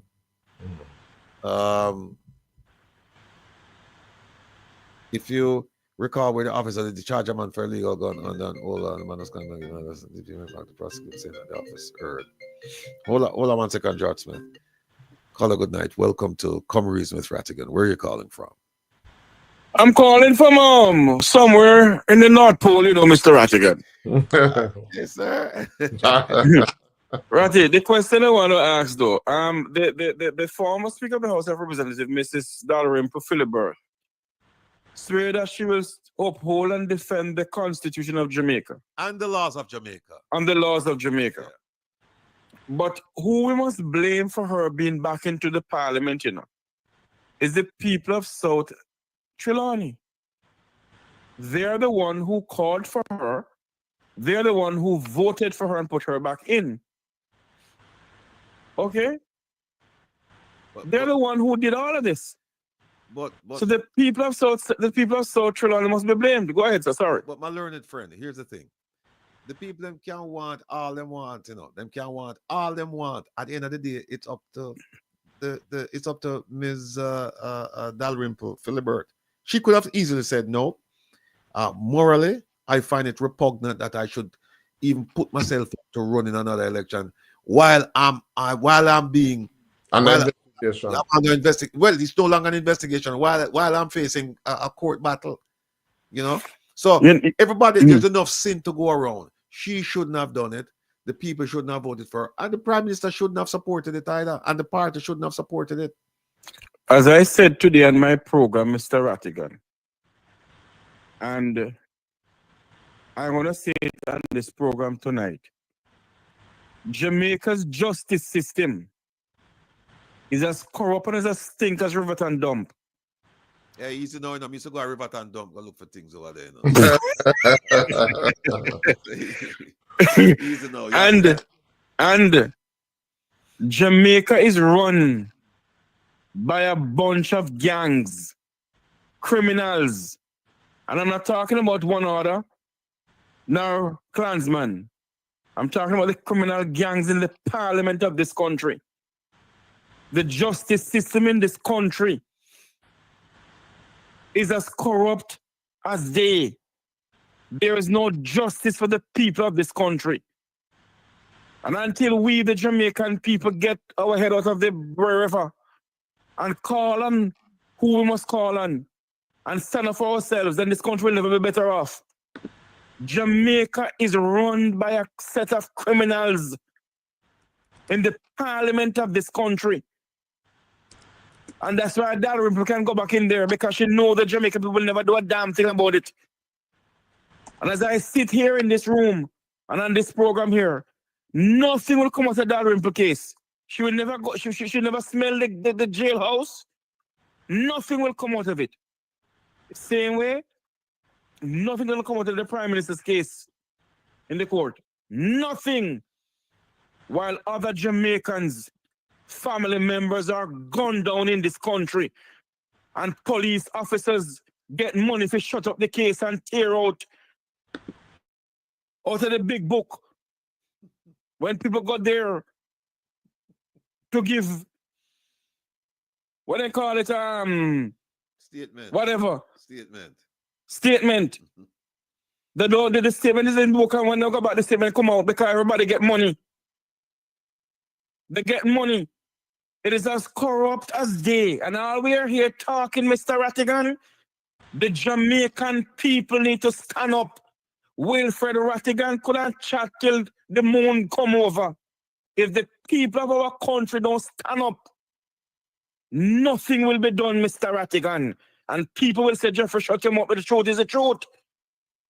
Everything lies in the hands of the Jamaican people. The buck stop with the Jamaican people. They are the one who are feeling the pangs of hell. We have done enough. We go out in a cold and we demonstrate. We do everything we want to do for them. When will they stand up in that country called Jamaica? When will they call a spade and say enough is enough? When will we get justice? When will Donnelly Donaldson's mother get justice? And all we do is come and we talk and the people sit down same way. Oh, because they're afraid. But they're afraid to go out when somebody come out of jail. They're afraid to go out when election call and them battery rather than printer. Pan bite back down upon them but shower labor rights and comrade. They're not afraid to do that. Mr. Rattigan, all I can say to you, sir, it's time for us to encourage people to stand up. Because you and I can't do no more. Have a good night, sir. All right, thanks. Thank you, sir.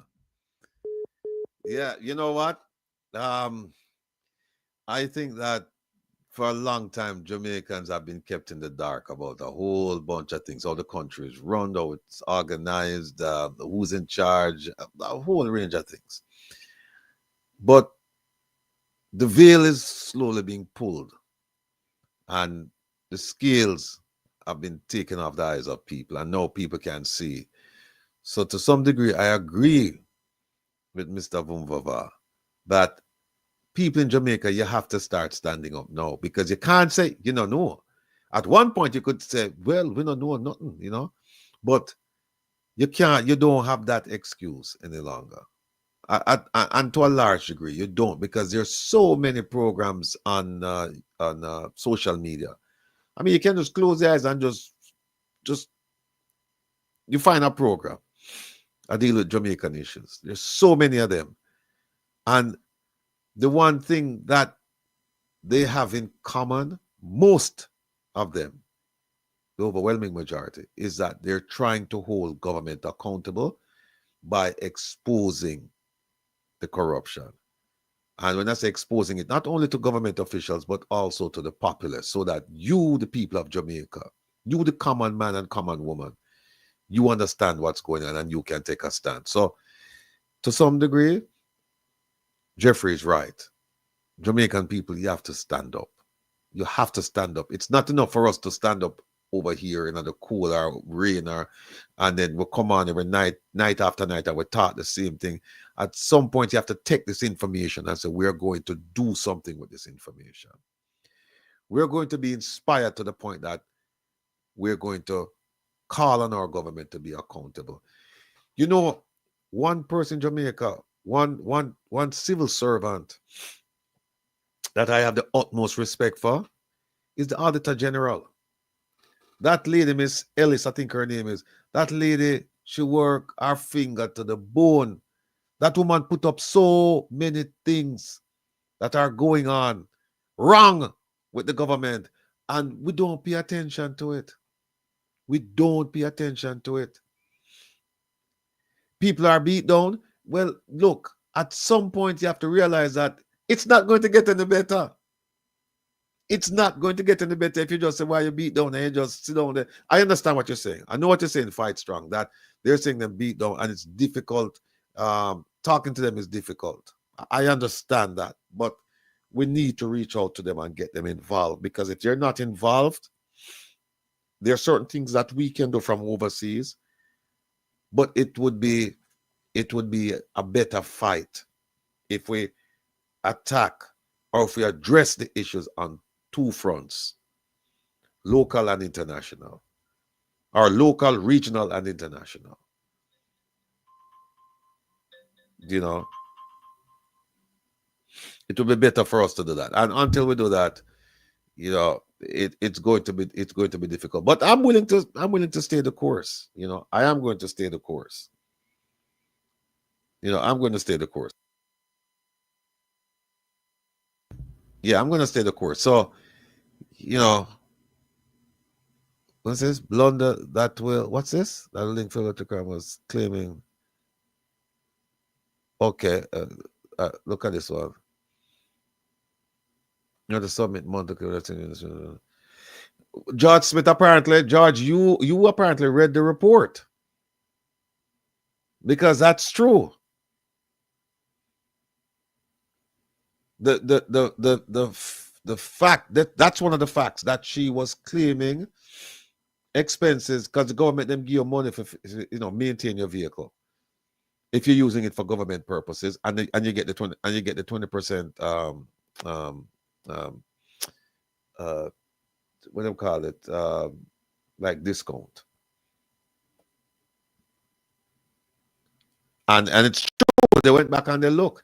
And in fact, they even blame the Integrity Commission, says something must be done in the office of the clerk of the parliament, or whoever is required to make the payments, because they should have been checking monthly traveling allowance, right? They should have been checking. So that's where we are, you know. Yeah, Vivian, I'm not gonna win no. Me there so for the full. Hey, a marathon, me look on it, you know. Me look on it like no sprint. Me gonna stay upon it, man, because we are gonna beat them. And I think it was Larkland. Larkland come out and said, and I paid attention to what he said. He said, listen, We need to know what the foundation is doing in a specific way. And Larkland, stay tuned because you're going to say some of the things we're doing. I'm just waiting for 2 pieces of information to come in. Just 2 pieces. And then we're up and running. But I can't do it without getting these 2 pieces of information. And I'm just waiting. I've been promised and I'm just waiting. Because once me get it, me stop everything with me I do. And even if it means me can't do the program for a couple of weeks because me I work on this thing out with our Prime Minister, we are going to do it. And by the way, lest anybody should forget, we not forget about Dr. Clark down the road from me. We not forget about him. Just because him leave Jamaica, we not forget about him. We have a sauce for serve him too, but you know, we are wait. We are wait to get the information. So that's why you haven't seen anything go, because there are some things that we're waiting on, and until we get those things, we're in a holding pattern. At some point, if we can't get it, then we might, well, you know, we'd have to do what we have to do. But right now, it all make the sauce taste really nice if we can get them 2 pieces of information. What about the guy who was? Oh, somebody had asked about the gun thing in Montego Bay. Here's my take on it. You have to be a certified madman for put 20 gun based on the report we I get. If it's true, I put a number of guns in your luggage, and you're gonna bring that come Jamaica with ammunition. You have to be certified. Now you know what me think happened? I can't prove it. But what I think happened is that them send him with 10, but then probably have 3 more people on the flight with 60 or 100. That gone through. Yeah, because everybody know just get around this one. And I would not be surprised. Yeah, I would not be surprised if them raise a defense about mental incapacity. I would not be surprised. So everybody just fly down Pana one man, yeah? And over here, so you have a whole pa people with suitcase, big old dirty suitcase, full of gun, gone through. So them get 20, but maybe 200 gone through. See? And them no, again, them don't understand the nature of criminals, you know, that sometimes them send you wide. Them send you over here, so, and you run over here, so. Not that you shouldn't go, but you don't take all your forces and go over there.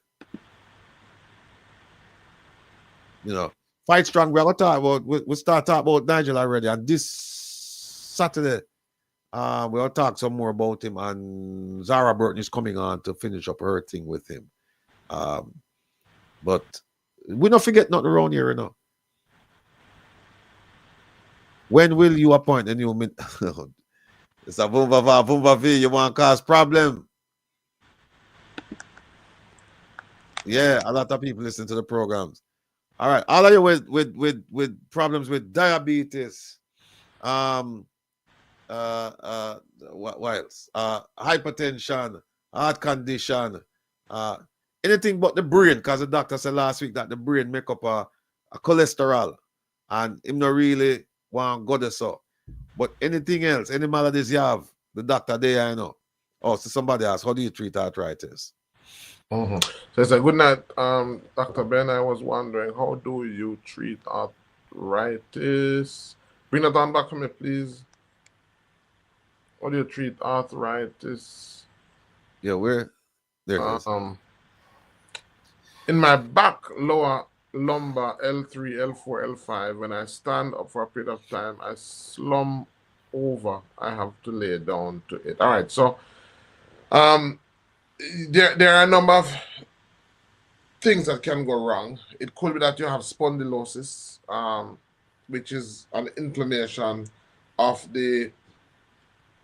that cushioning between the bones, a degenerative disease. So, you know, it could be that. So you first of all want to, again, identify what is the problem. But what you're talking about is the inflammation. So I'm going to talk to you. I just got back pain. All right? So I'm going to talk about the inflammation. So what you want to do is to remove the inflammation. As we get old, as I said, you know, our bodies production of certain very important raw material, reduces, or in some instances it is stopped. So as we get older, we want more our ligaments get really calcified, it get really stiff, and in some places, let's say it degenerate. So you want to get stuff like collagen that will help to nourish or support the body's need. For the inflammation, what you want is something inflammatory like prickly ash. Prickly ash is a very good herb traditionally used for inflammation. Turmeric is another herb. So what you want to do is increase the number of anti-inflammatory compounds, and that of course is basically will give you some amount of relief. That's not going to deal with it at the root level until you find out what exactly is the problem. But what you can do is resort to something anti-inflammatory.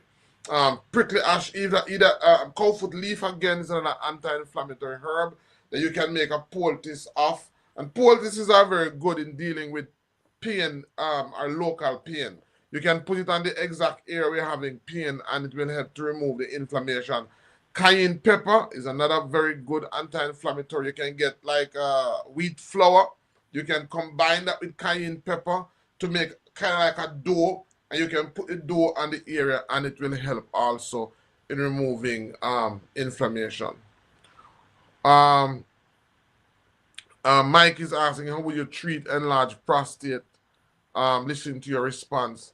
Again, prostate enlargement is the result of the hormonal changes that your bodies go through. So one of the reasons is that there is a decrease in testosterone and an increase in estrogen. So you want to look at the possible sources of estrogen, which sometimes is skincare products, sometimes it's food. So you want to reduce that. That's number one. Number two, you want to increase testosterone in the body. And so you want to eat foods high in testosterone. We talk about some herbs like chain root. We talk about other herbs like saucy pearl, herbs that are high in testosterone. You want those, and you basically want to also avoid certain foods that are high in estrogen. Right? So you want to avoid food, skincare products. And then you want to, the third thing you want to do, so first is get rid of those additional estrogen. Secondly, you want to increase testosterone.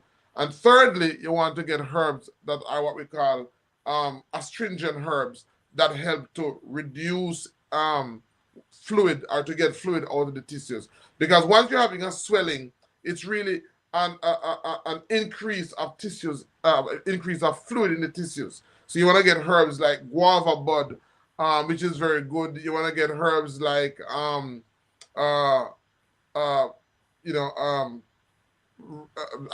red raspberry, which are very good. Herbs that are astringent basis what you want to get. That's the herbal actually you're looking for, and that will help. Herbs like nettles are also very good in reducing prostate size. Water in your knee. How do you treat water in your knee?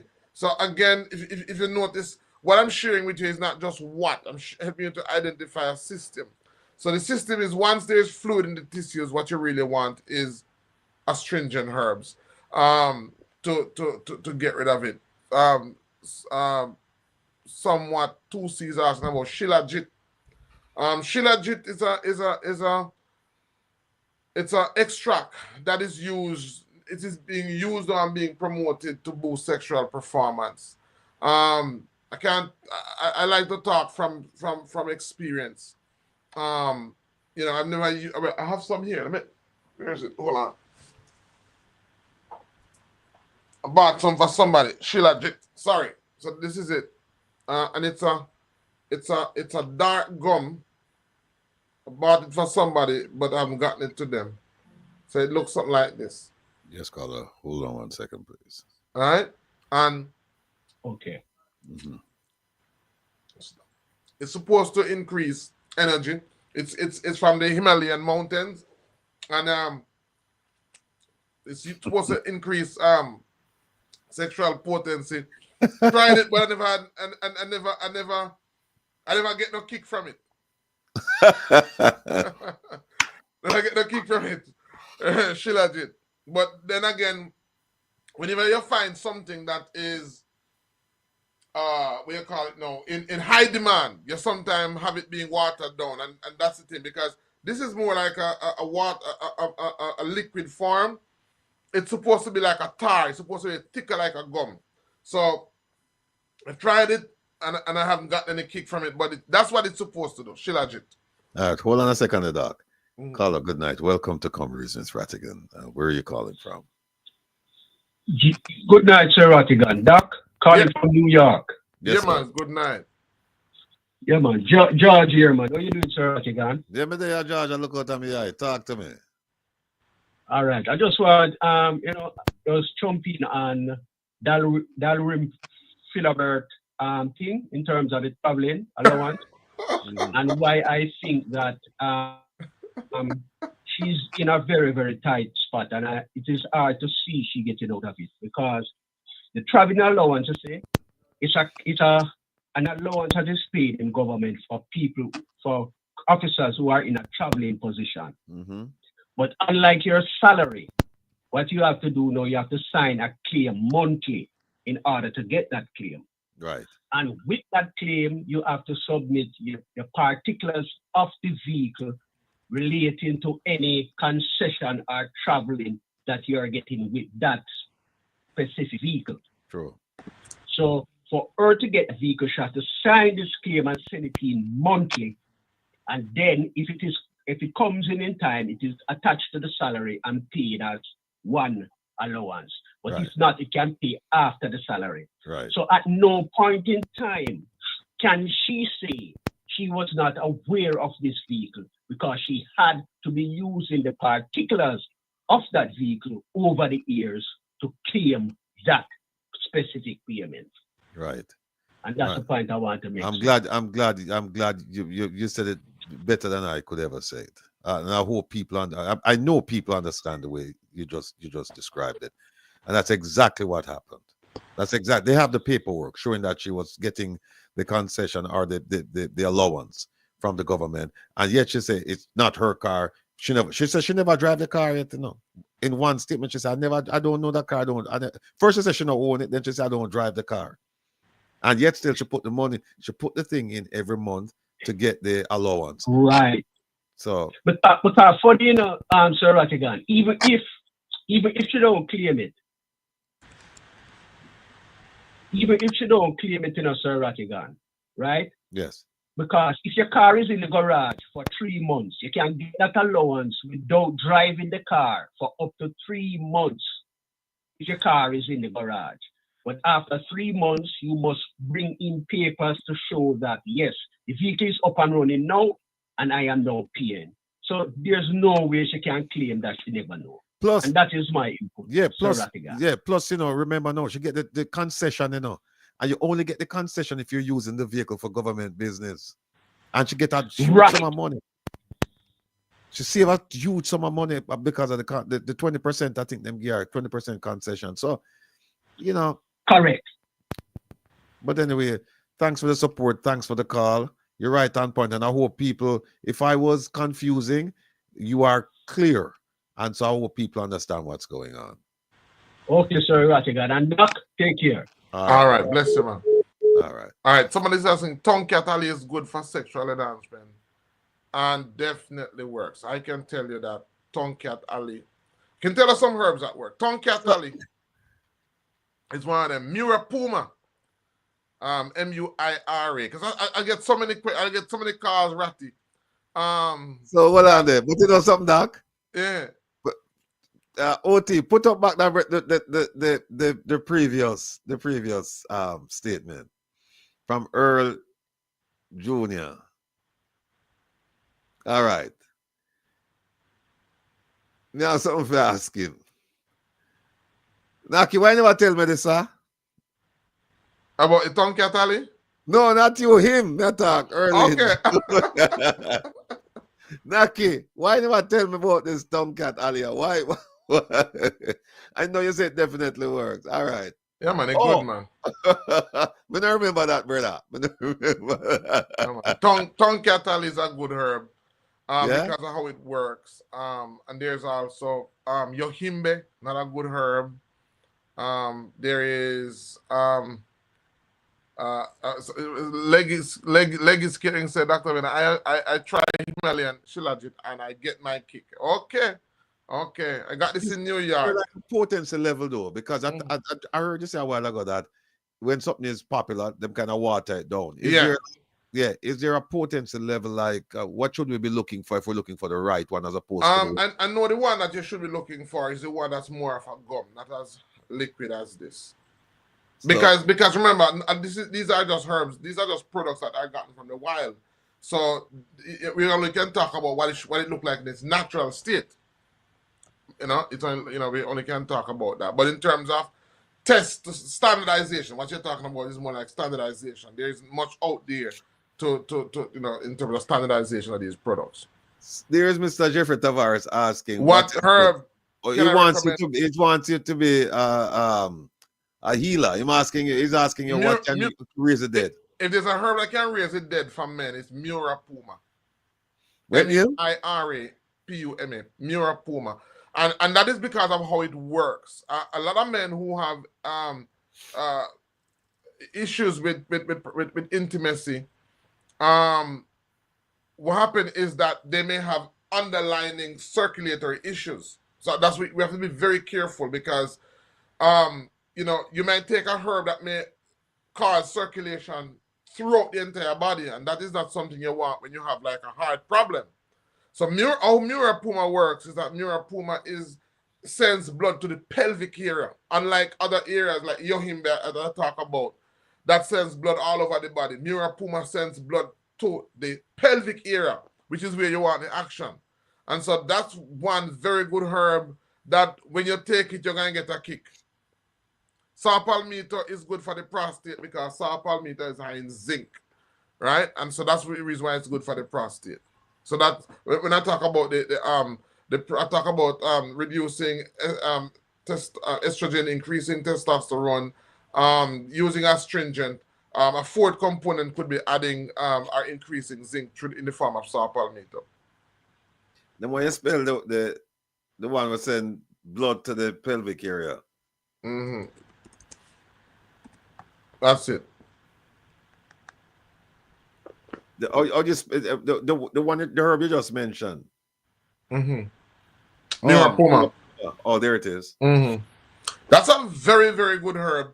You and as I've said in the program, when we talk about erectile dysfunction, you want to be very careful how you usually it's better when you formulate the herb, and there are a number of factors. Diabetes, Bush.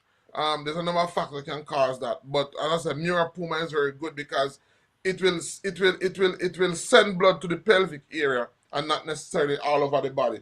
Most people who have erectile dysfunction, if they take most of what is out there, it will affect their blood pressure and it will affect it negatively. Let me just say that Marva McLean, she said, links of he won't ask her to step back. It's a corrupt club that they all joined. I mean, also gum disease. People have come to that conclusion based on the totality of the circumstances. When they look and see everything that's going on, it's not just a one-off.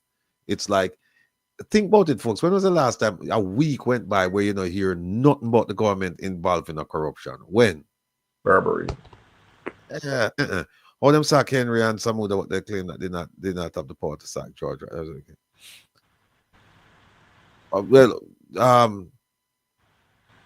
see what you say. All them sack Henry and some of what they claim they didn't have the power to sack George. Astra, it's politics. Them I put them out to pasture. Henry and some of them figure say, all right, we don't need them anymore. We get some young blood in. Them guys are old. And when they get old, in a politics, you tend to want to become independent, in the way you view the world. So what that means is that you're not like a sycophant. You're not tied to a party, so to speak. You start become more independent and you start look at certain things in a certain way. Because you know why? You say, what them all do to me? If them say anything to me, I just leave. Right?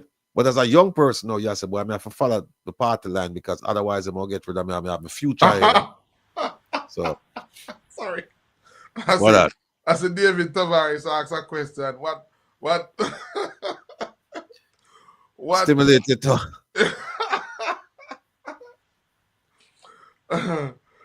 to talk a lot program. because I don't think you need you should be telling me Jeffrey, because You know I need? love you talk a lot. Him need I tell you what, him need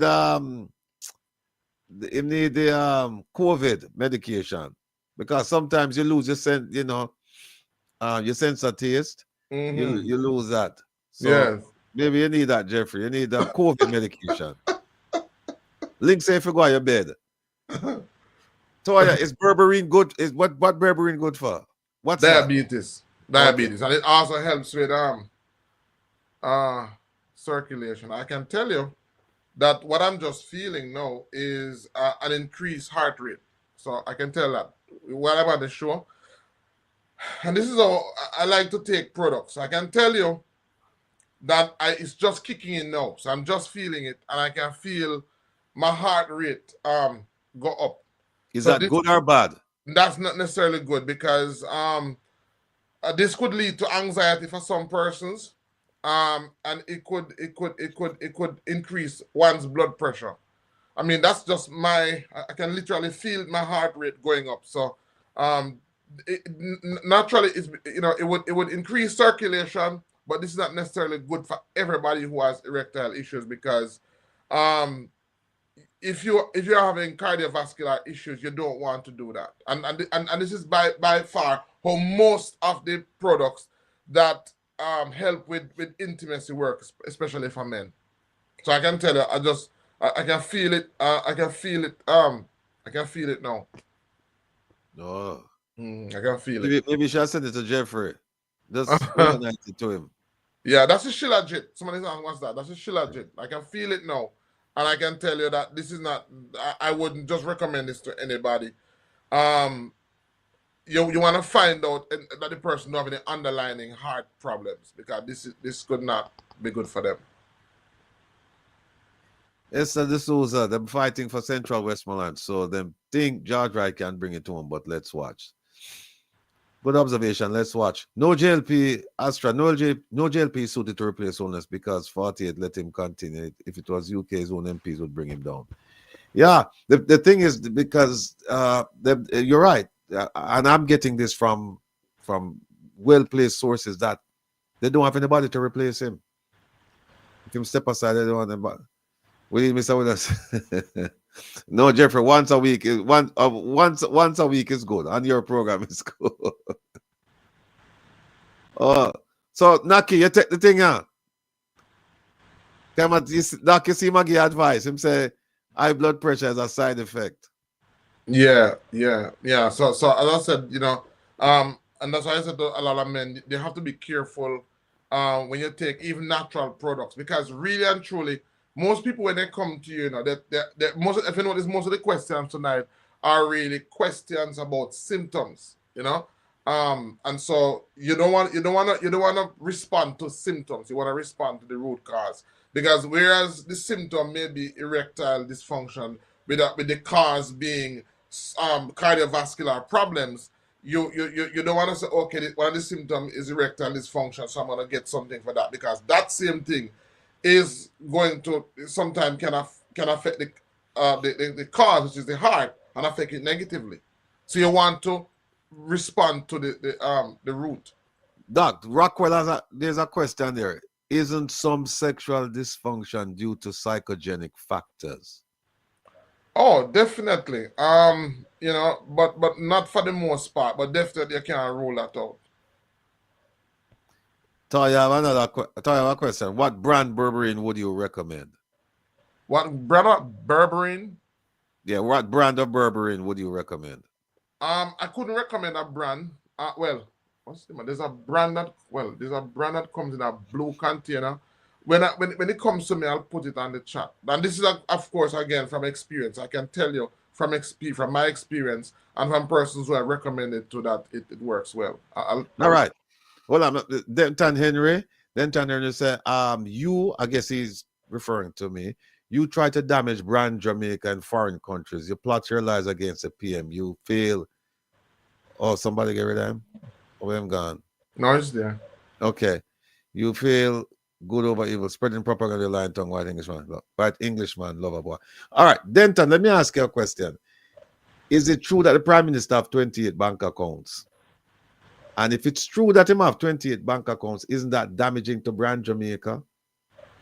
Is it true that the Prime Minister got a loan for $500,000, and according to the company that gave out the loan, when the collateral that he put up the stocks a week after he got the loan. He put up the house. The house was 6 months after he got the loan, and the insurance that he claimed they had, they have no record of it. Isn't that damaging brand Jamaica? He circulated $470-something million between 3 companies in 3 years. Isn't that damaging brand Jamaica? The company that he had in St. Lucia, nobody knows where the money came from. We haven't seen any documentation where the money came from to start that company. And that company, by the way, didn't provide services, didn't produce anything. It was a holding company for money. It just hold on to money. And that company purchased some high price, high value property in Jamaica. Isn't that damaging brand Jamaica? And isn't that the truth? Didn't he have Mr. Norman Brown, his business partner, in his office overseeing 2 agencies responsible for development in Jamaica? Isn't that damaging brand Jamaica? Isn't it true that some of the money that he used, he received funds from Mr. Norman Brown, who deposited, we call cardless, I think they call it cardless cash, money deposited through ATM machines, millions of dollars, when Mr. Norman Brown is sitting right there and could have written him a check, right? Or could have deposited the money directly into his account, but they did it through ATM machines. Isn't that what the Integrity Commission said? And assuming that that's true because they have the record, assuming it's true, isn't that damaging brand Jamaica? Isn't the high crime rate damaging brand Jamaica? Yes. How about the health sector, the poor health sector? Isn't that damaging brand Jamaica? So I just throw that out to you. Okay, all right, Naki, I see you. I hear you. All right. We just want to get some facts out to him, but I understand where you come from.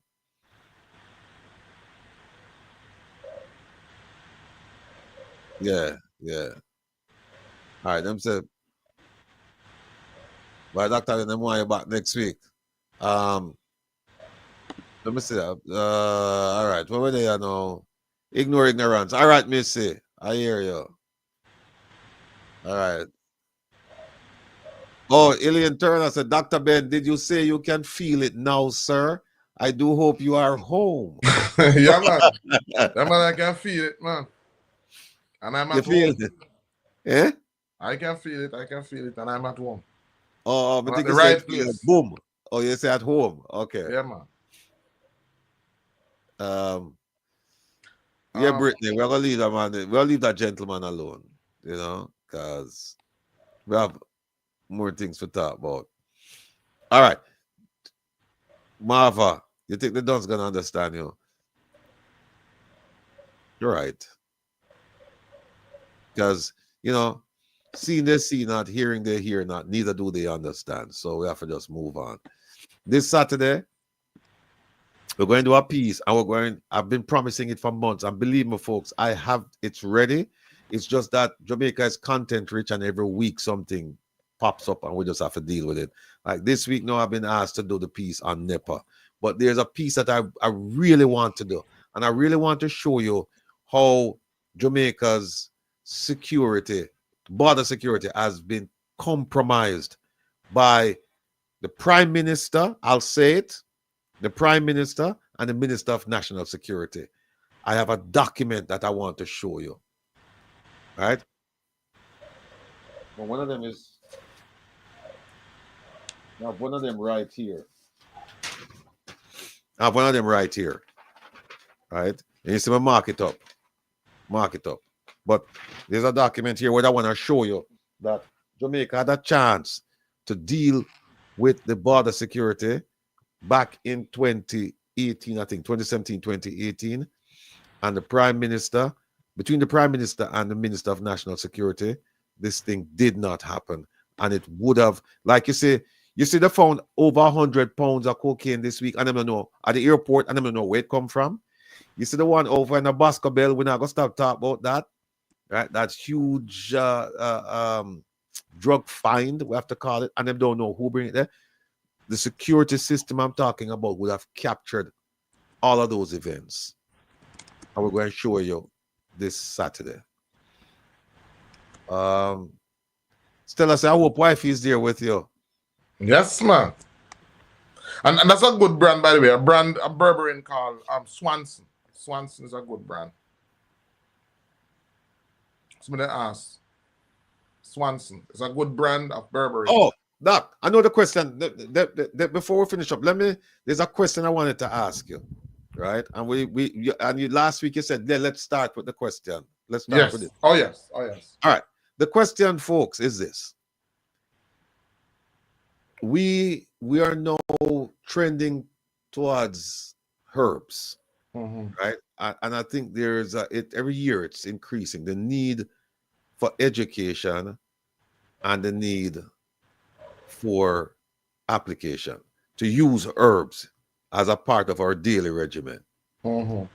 Now, and people say, yeah. You know, we want to go back and live like our ancestors because, you know, them it's strong on them, they this and them never eat the processed food and the modified food, genetically modified thing. They never use none of that. Them never have no poison and nothing like that. But I went back and I looked at the longevity rate. And let's say back in the 40s, 50s, 60s, whatever, for example, people are living now longer than they were living back then. And back then, they didn't have genetically modified food. They didn't have processed foods. They didn't have the herbicides, the pesticides, insecticides, all of the poison that we're living with now and we're living longer with. Right. They didn't have them back then. So the question then is, and it's a very simple question.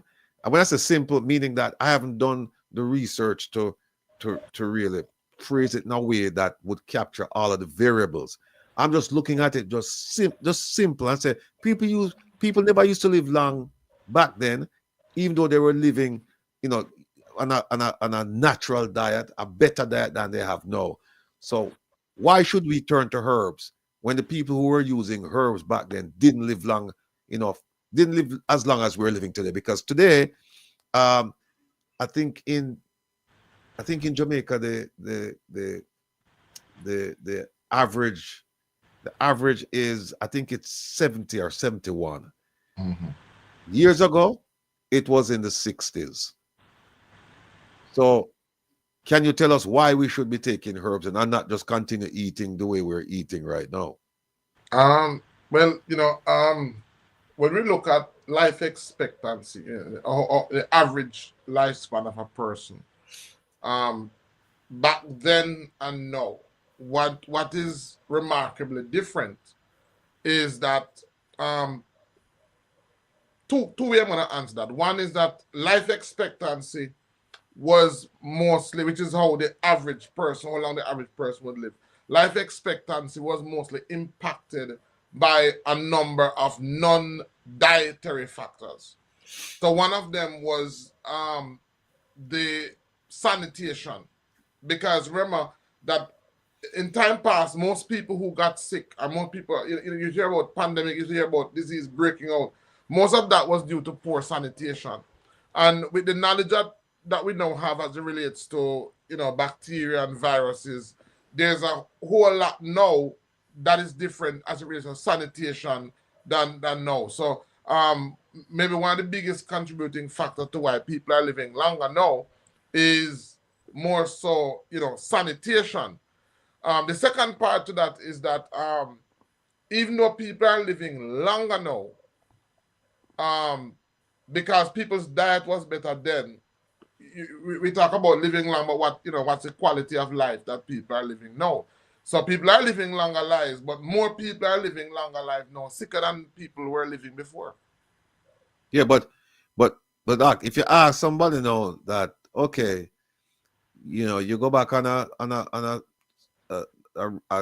regimen, a dietary regimen that our ancestors lived on, and you live to be 60, you live a full healthy life at 60, or you can continue living in the 21st century the way we're grown accustomed to, and you live to 75, but the last 5 years of your life are going to be miserable.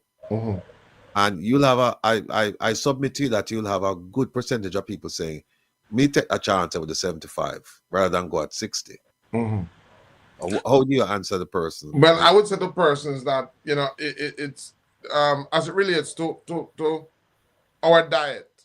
As I said, that in the time that we're now living, people, the quality of food, it boils down to the quality of life. I mean, 5 years is because as we have more toxins coming out and we have more toxins being poured out.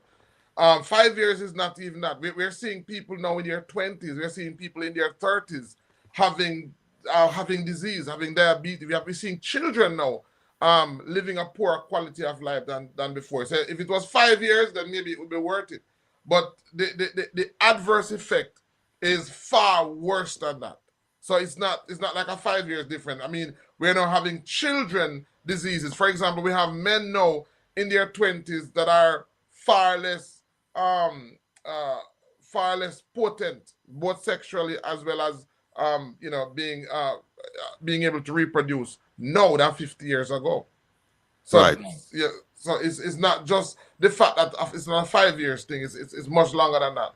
But some people would argue that, look, with the advances in medicine, we are able to combat the diseases that you're referring to. Yes, we'll have to stay on medication, but at least we're living.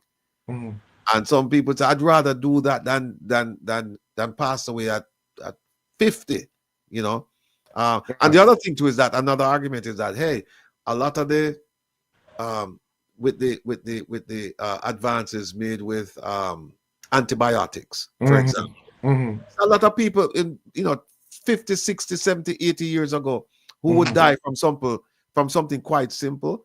Now we have antibiotics that can cure that, not even treat it, but cure it. So they're like, well, why wouldn't you want to live longer using these medicines as opposed to going back and say, well, we're going to deal with the roots thing, and then the roots thing you're going to leave us at 60? No. As I said, the roots thing is not that wasn't the reason why people are not living long. It was because of one of the main thing was sanitation. So what we're saying is that with the knowledge that's related to sanitation being improved, in addition to eating the way you're supposed to eat, then that there's a higher chance that you are going to live longer, because you would have not only dealt with the main factor that affected longevity, which would have been sanitation.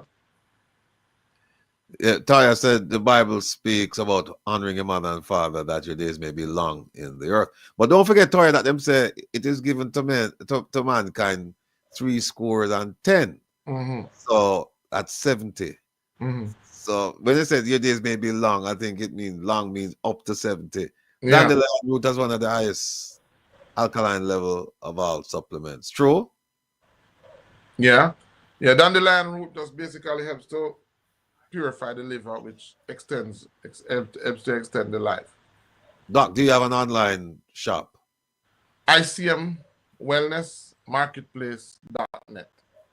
You hear that, folks? ICM Wellness Marketplace. .net. We can go for like another 10 minutes or so.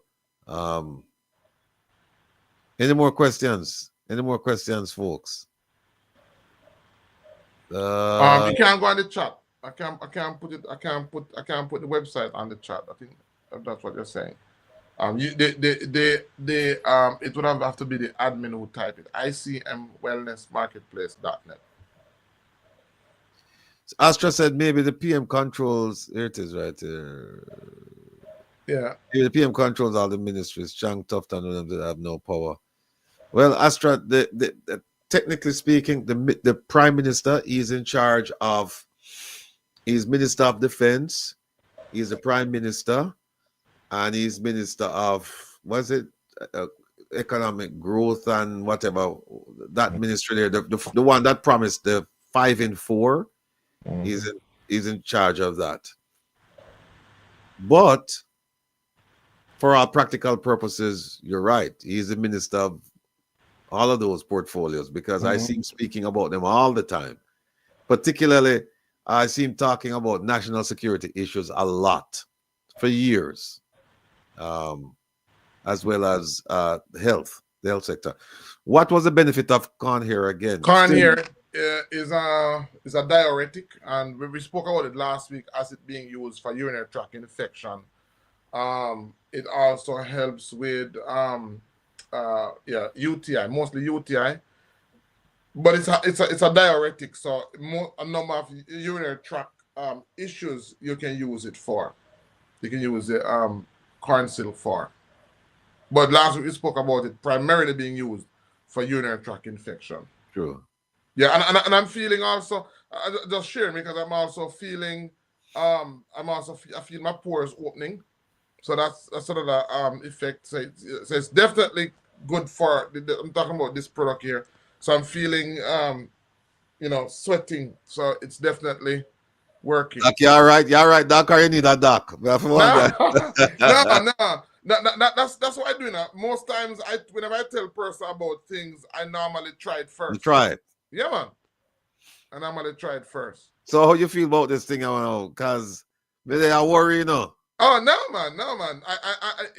I wouldn't have taken anywhere enough for it to hurt me, but I can tell you because the body is like a lab. So one of the ways our ancestors were able to determine the medicinal uses of plants was that they would actually try it for themselves and be able to,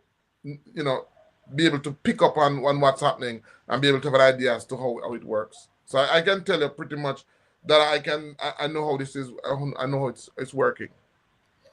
George Smith said, have you given any thought to Dr. Nigel Clarke's failed launch of the Jamdex digital currency and whitefield after so much fanfare? George, I haven't given it any thought, but I'll raise it with a few people who are looking into Dr. Clarke's activities when he was the Minister of Finance, and even prior to that. But I'll raise it. And if I forget to just remind me, please. How about lignum vitae leaf? Lignum vitae leaf. I know the bark is good for diabetes. I've never used the leaves, but I guess it would also help. His home. Yeah, man. Me the woman and wife is right outside. I've been away for about 2 days, Yeah, man. So I'm at the right place at the right time. See there? Eileen Francis asks, what is gout? I can tell you, but I'll have that because I had a bout of it. It's a type of arthritis, but it's because of excessive uric acid, which is an acid that we're supposed to excrete in our urine.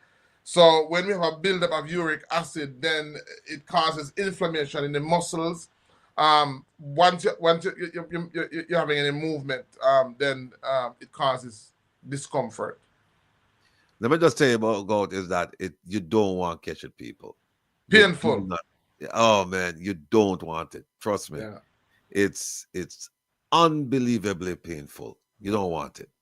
And they said the pain is generally it's located around the big toe area. Yeah. They can't put no pressure down the at all. You can't walk, I had the time to walk on my heels and only for a few. That only happened for a few days because after that I was basically bedridden, couldn't walk. I went to the hospital in a wheelchair. So Very painful. Very painful. very, very painful. But increasing water intake, increasing vitamin C, anything that will help you to pee it out, you can get it out your system. Jocelyn said, what is the science behind soursop leaf giving the boy that lift? Soursop leaf is a mild sedative. Soursop leaf, so it affects the nerve. It's a herb that it's a nerve vine, but under nerve vine it falls under mild sedative. So it's a herb that affects the nerve, but it's more of a mild sedative. So it more relaxes you than it would help to get the boy up. So it wouldn't work like that. Okay. What about the Manose? How do you pronounce that? I don't know about that one. Ty, you make up that? Yeah, but yeah, red meat too can cause gout. As well as seafood, too much. Yes. Seafood. Yes. Shellfish. Yes. But then they say wine. I know people who get it from all kinds of things. I mean, when you look at the list, you it's like anything you eat. I guess it's if you eat it a lot, you know, if you're not mindful of your intake, Yeah, you have a problem. Yeah, Nikos is asking what is good for hand arthritis. Arthritis, so you have different types of arthritis. You have osteoarthritis, and you have what's the name? The one that basically it affects the bones and muscle. So there's osteoarthritis, and there's another one. And it depends on which one. The osteoarthritis is caused by calcification of the bone.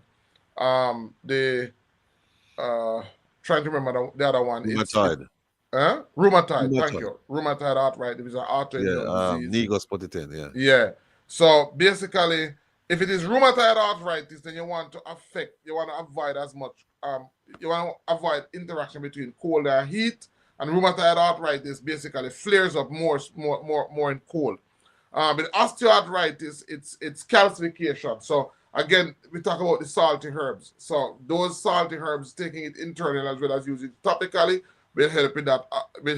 Using also poultices made from so you can get the wheat flour and you can add black pepper to it, or you can add cayenne pepper, make a poultice and put it over the affected area, and that helps very well in that area as well. As well as you can make what is called a cayenne pepper oil, which is you would get a double cooker and you would get the cayenne pepper or the black pepper, and you would slowly extract the component out of those herbs, and you could just apply it to the area. Those will help as well.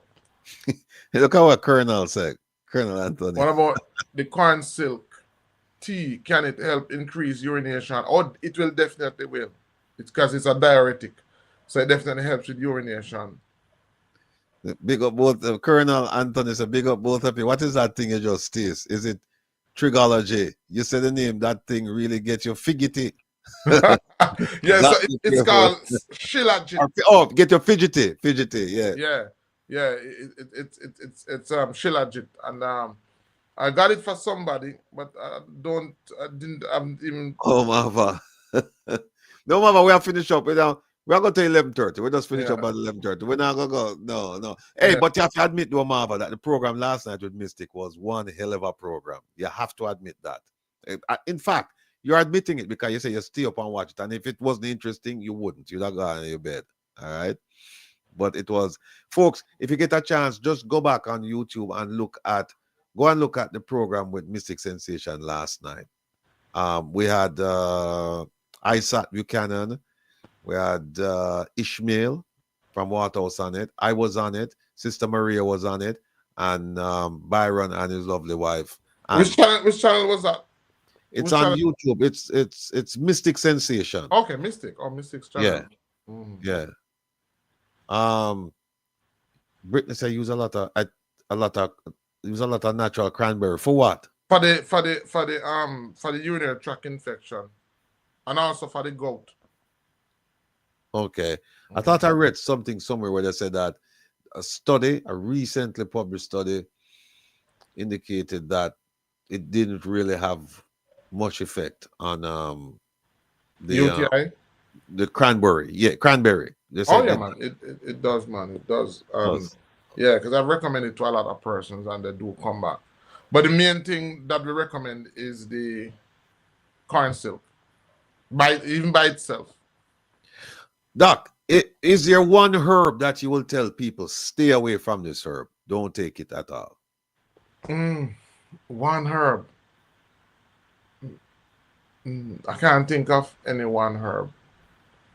Oh yeah, no, I can't think of any one herb now. That I would say stay away. Oh yeah, yes, there is. There's a herb called oleander. And why should people stay away from it? Oleander comes under the action that we call cardiac glycosides, which are herbs that have a direct effect on the heart. So those herbs basically that we use them to remove, like foxgloves, another one too.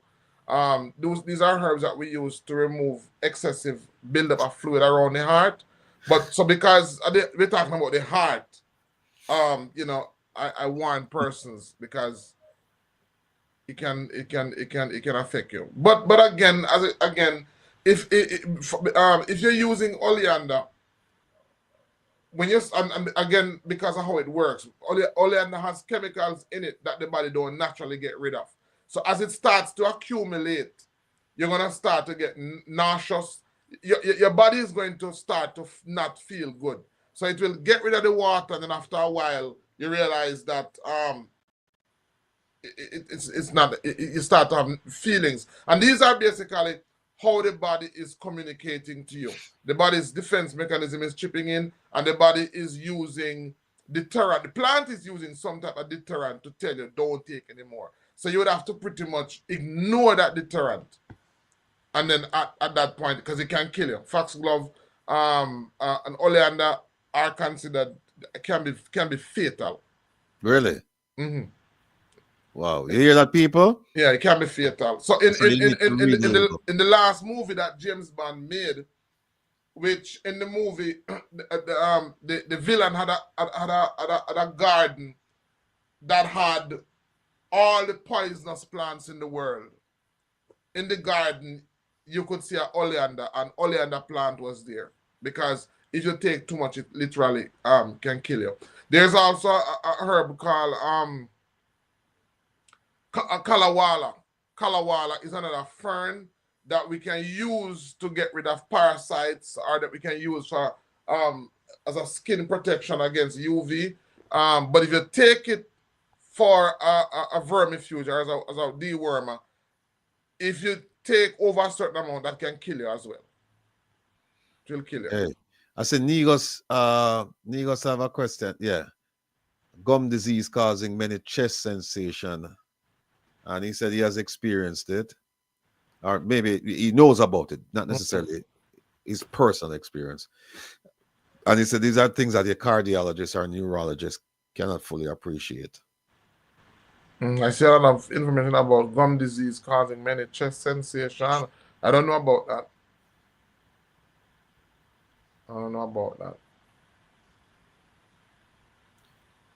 And somebody Zolita, big up yourself. Zolita says that if you're taking blood thinner, don't drink Cersei. Because Cersei helps to coagulate the blood.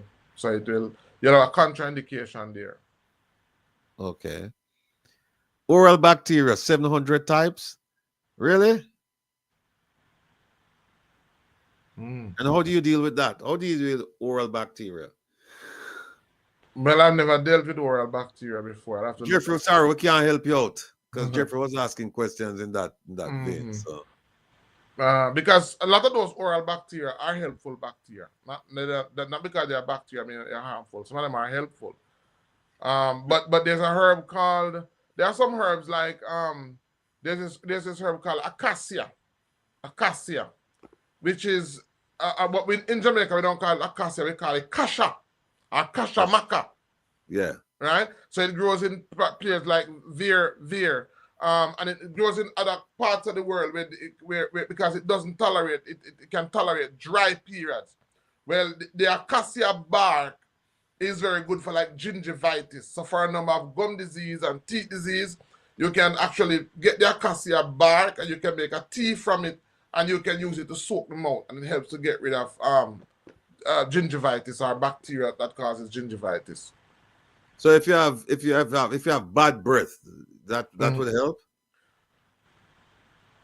If the bad breath is due to the gingivitis, of course, because the bad breath can also be not from necessarily the mouth but from the stomach. Okay. But if it is George Smith, well, Karen Simmons asks, what's for sinus? Sinus, you know, I tell persons avoid dairy products because your sinus is a part of your biology. Your sinus cavity produces mucus. So when we talk about sinus, what we're talking about is an overactive sinus, the sinus gland being overactive. So what you want to do is you want to avoid triggers that would cause that. But one very good thing is salt water. Okay. By doing a nasal irrigation. So by getting the salt water, sodium, and mixing it in water, you can actually get what is called a netico, which is one of the reasons why when you have sinus and you go to the sea, you get some amount of relief, because the salt water basically is washing out the sinus cavity. And you know, salt is antibacterial, so it kills the bacteria. But then again, you just like what the salt does, you can also use herbs that are antibacterial in nature, and you can do that. But one of the best thing I can recommend is colloidal silver. What about drinking 2 cups of coffee a day? Is that good or bad? I don't. I mean, it depends on the person, but for the most part, coffee is a stimulant. As long as you don't overstimulate yourself, it's okay. Okay. OJLDF said bleeding gums cause bacteria to enter bloodstream and damage blood vessels. It's possible, very, very, very much possible. And you know, when you have certain bacteria in the mouth, it's also going to affect the stomach. And so that is the reason why you know, it's very good to take care of it as soon as possible. Doc, is there a herb that you would say just for overall maintenance, you know, like a tonic? What would you recommend? Moringa. Moringa. Yeah, moringa is a superfood, and moringa, because remember, you have what is called therapeutic herbs, and we have nutritional herbs. Moringa falls on what we call a nutritional herb. So moringa alone can prevent malnutrition. So if there was a one plant that you could consume that would prevent you from developing malnutrition, it would have been moringa. Very, very powerful herb. So in terms of ensuring that your nutritional needs are being met, one thing that you could add is moringa to your diet. All right. Healthy Eats with Carl said, what can help my mom with her constant burping? No doc can help her. If she's having constant burping, it might be an indication of imbalance in the gastrointestinal flora. Could be bad bacteria. So I recommend sometimes fermented foods. I know somebody called me, I reached out to me this week, and I said, oh, they got it and it worked just like that. Not the moringa seed. Is it only the moringa seed? No, not the moringa seed I'm talking. I'm talking the moringa leaf. But in addition to, going back to the stomach, fermented foods is good, but another very good herb is a herb called matico, or they call it cordancilla negro, or they call it white gianta. That's very good herb for the stomach, for burping, combined with ginger. Male infertility. Male infertility can be looked at in a number of ways, because when you have male infertility, it can be caused by low sperm motility, which means that your sperm count is high, but they're not swimming fast enough to fertilize the egg. And that sometimes is caused by acidity in the body. It can be caused by low sperm count as well. So it depends on what's causing that. So you have to know what's causing it, and then we can tell you what's good for that. But overall, because sperm is primarily has a high concentration of zinc, one very good herb for that is saw palmetto, because saw palmetto nourishes the prostate, ensuring that it has lots of zinc. to be viable. Bambino asks, is oil pulling good for bleeding gum? I don't know what is oil pulling. I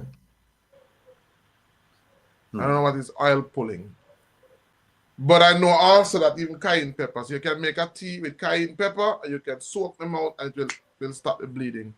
Another very good herb for bleeding is a herb called periwinkle.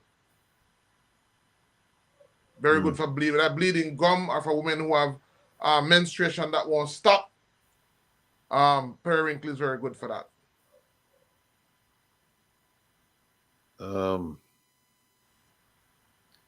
When somebody says to you that look, all of these drugs that you're complaining about, a lot of them, their base is herbs. Their base was herbs. Oh, it was. Mm-hmm. No, they're synthetic. Right, because so they start out by studying the herb to identify what is the active component that they want, and then once they find it, in order to patent that they either get a patent by extracting the component naturally or by synthetically duplicating it. So it's not herbs, it's not herbs, it's synthetic. Synthetic. Okay. Yeah, and what makes it dangerous is because in herbs, a herb is it's formulated in a balanced way. So you may have one component and you have other components that balance out the effect of that component. When you extract it, it wasn't designed to be taken like that. You have side effects because the other ingredient that would balance out any side effects in natural state, it's not there. Okay. Mm-hmm. Let me answer the question for you. Sonia, when you say stage 4 cancer, I guess Doc could ask you what type of cancer? Where's the cancer? Yes. When you say what's good for stage 4 cancer. Right. Yeah. So that's I would say to Sonia Smykel, I'm doing a in-depth study on cancer. Tomorrow night, guys, I have a presentation coming out on how do you determine a good cancer intervention program. You know, like when you go to buy a car,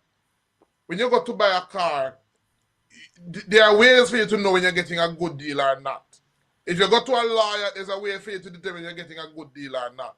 Right. There's so much ignorance as it relates to cancer that people don't know when they're getting a good deal or not. So in tomorrow's presentation, I'll be itemizing, and I'm doing a workshop coming up Sunday where I want to arm persons with a document that if they have cancer or if they know of somebody with cancer, there's a document that will guide you as to how to determine whether this is a good cancer program or not. Because as I said, that if you hear that somebody has cancer, there are 3 very important questions that you need to ask. And one of them is, doctor, what cancer intervention program are you now going to put in place? And so there's just so many things. This is a disease that is raging rampant, and so many persons are not even equipped to approach it. They're not equipped to deal with it. They're so ignorant that the doctor says, listen to me, you're so ignorant that you don't even know the right question. So I won't even include you. Remember that you have the cancer, your family, a loved one has the cancer, and they don't include you in the team of what they are going to do. And they do that because they say you are so ignorant that it's not even worth including you. So, we talk about that, and one of the things that I do is I help persons to have a document where they can determine what are the criteria that determine a good. If I don't hear these, if these things are not listed, then guess what happens? Find somebody else who can. This person either don't know what they're doing, and then you have people who make some promises, whether it be medical doctors or whether it be herbalists who tell you, oh, take this herb or take this supplement and you're going to be better. And they can't explain to you how it works. First of all, they don't know what type of cancer you have. They don't know how the cancer behave. They don't know how it functions. How are you going to help me? You don't know what kind of cancer I have. So that's one of the first thing you should ask. How are you going to help me? I didn't tell you whatever cancer I had, what I have. And this is they do that because most people are of the belief that there's only one type of cancer. So here's what happened. Their friend took some guinea hen, which guinea hen is effective because of how guinea hen works, and because of how some cancers work. Some families of cancers, they work by in giving signal to the body to produce more blood cells. And this is how guinea hen works. One of the primary function of guinea hen, why it is effective and effective on certain cancer, is that guinea hen prevents certain cancer from developing the blood vessels that they need to feed them. Now, for lymphoma or for certain other cancers that have nothing to do with tumor, guinea hen wouldn't help you. Guinea hen wouldn't work. So you have to understand the type of cancer to understand how to go about treating it. And because of and I said to persons, even though there's about over 200 different types of cancer, when you go to a doctor and a doctor says that this is a rare cancer, how do they determine when a cancer is rare? They're able to tell you when a cancer is rare when a cancer does not fit into the model of the families that they know so far. And cancers, just like how a man can have, my family may crossbreed with my wife's family to produce children. That's how cancers work. Some cancers are families of families of families of families. So it's very important for us to understand these things.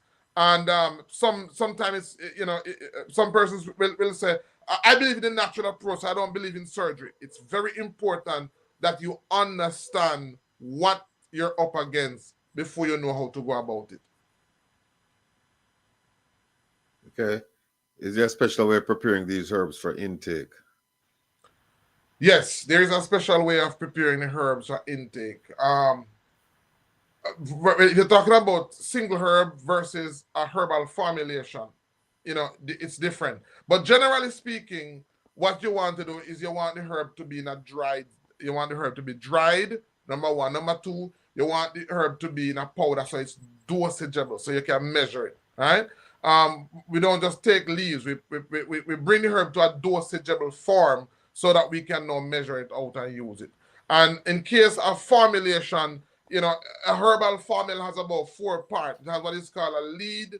So there are certain herbs that their responsibility in the formula is a lead position. Then you have some herbs that are supportive. Supportive herbs support the lead herbs. Then you have balancing herbs. Then you have driving herbs. Some herbs are in the formula to help the other herbs to move throughout the body. So it's definitely a science. It's an art, but it's also a science. Look, folks, it's 11:28. We're going to wrap up in about 2 minutes. Doc, any closing statements? Anything you want to tell these folks here? They're asking for you to come back next week. As I said to you before, consider this your home. And I mean, this is a public service program, and what you're doing is educating the public about something that's very important to all of us: health. Right. And so, the platform is here. Whenever, anytime, next week, the week after. I really, really thank you because in closing, one thing I would say is that I'm very limited because I'm only one person. Whenever I get an opportunity to share on this, when one person asks a question, I'm helping many persons at the same time. So I will always value this than talking to one person in my office.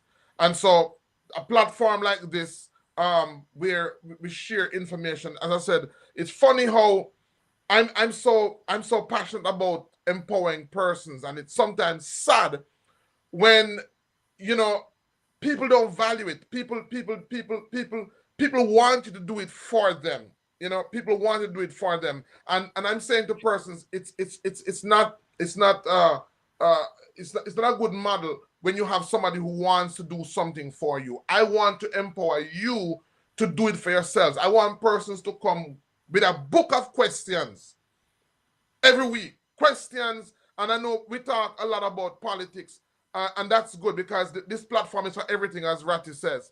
But I want to see more questions as it relates to health, because the goal is really to empower you and to equip you so that you can take care of yourself. I'm putting out tons of information. So you can imagine now, Ratty, when I'm looking for platforms like this to share the information for free and to give out as much as I can give, and then somebody wants to call you and ask you a question when you have a platform like this, then I should charge you, because that's not a waste of my time, because I've allocated time to help you for free, and you won't come, you won't ask a question, you want to come and ask me when my time could be used to do something else.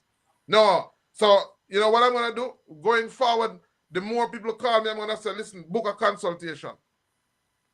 Because I've created a platform to share. I want to empower persons. Nobody can say, well, I'm running down money. No, I want to empower persons and share information. I'm doing a series this month on just cancer because of the amount of persons that come to me and the amount of questions. And I'm also doing a workshop.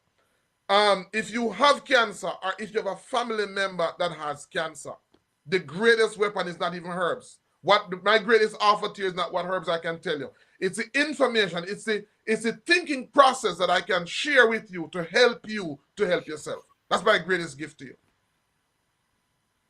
All right.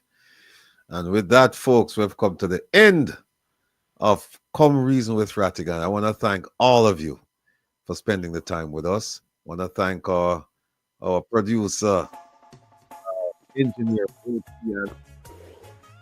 the background. They're making things happen. And we look forward to seeing you this Saturday. Reason with Rattigan. A lot to share, a lot to talk about. As I said, come prepared with your questions, folks, because like Dr. Ben said, the greatest strategy for him is to be on a platform like this where he can talk to literally dozens, if not hundreds, of people at the same time, as opposed to just talking to one person, because he's only helping that one person. And that one person, guess what? The issue affecting that one person is probably affecting thousands of people. So come prepared to ask your questions here, as opposed to calling him and say, Doc, may I have this or may I have that? Because you hear the man say, he must charge and he must say, come for a consultation if that is the case, you know. Unless you have a problem that, you know, different. But if you're just asking questions, ask them here. He's here. Yeah, man. So what I'll do is maybe when they call me sometime, I say, join me on Wednesday. Yeah. And visit Rattigan and ask a question there so more people can benefit. Thank you very much, sir. Doc, bless up yourself. So we'll talk soon. Yeah, man. All right. Blessings. Talk to everybody soon. Saturday. Take care now. Be well. Bye-bye.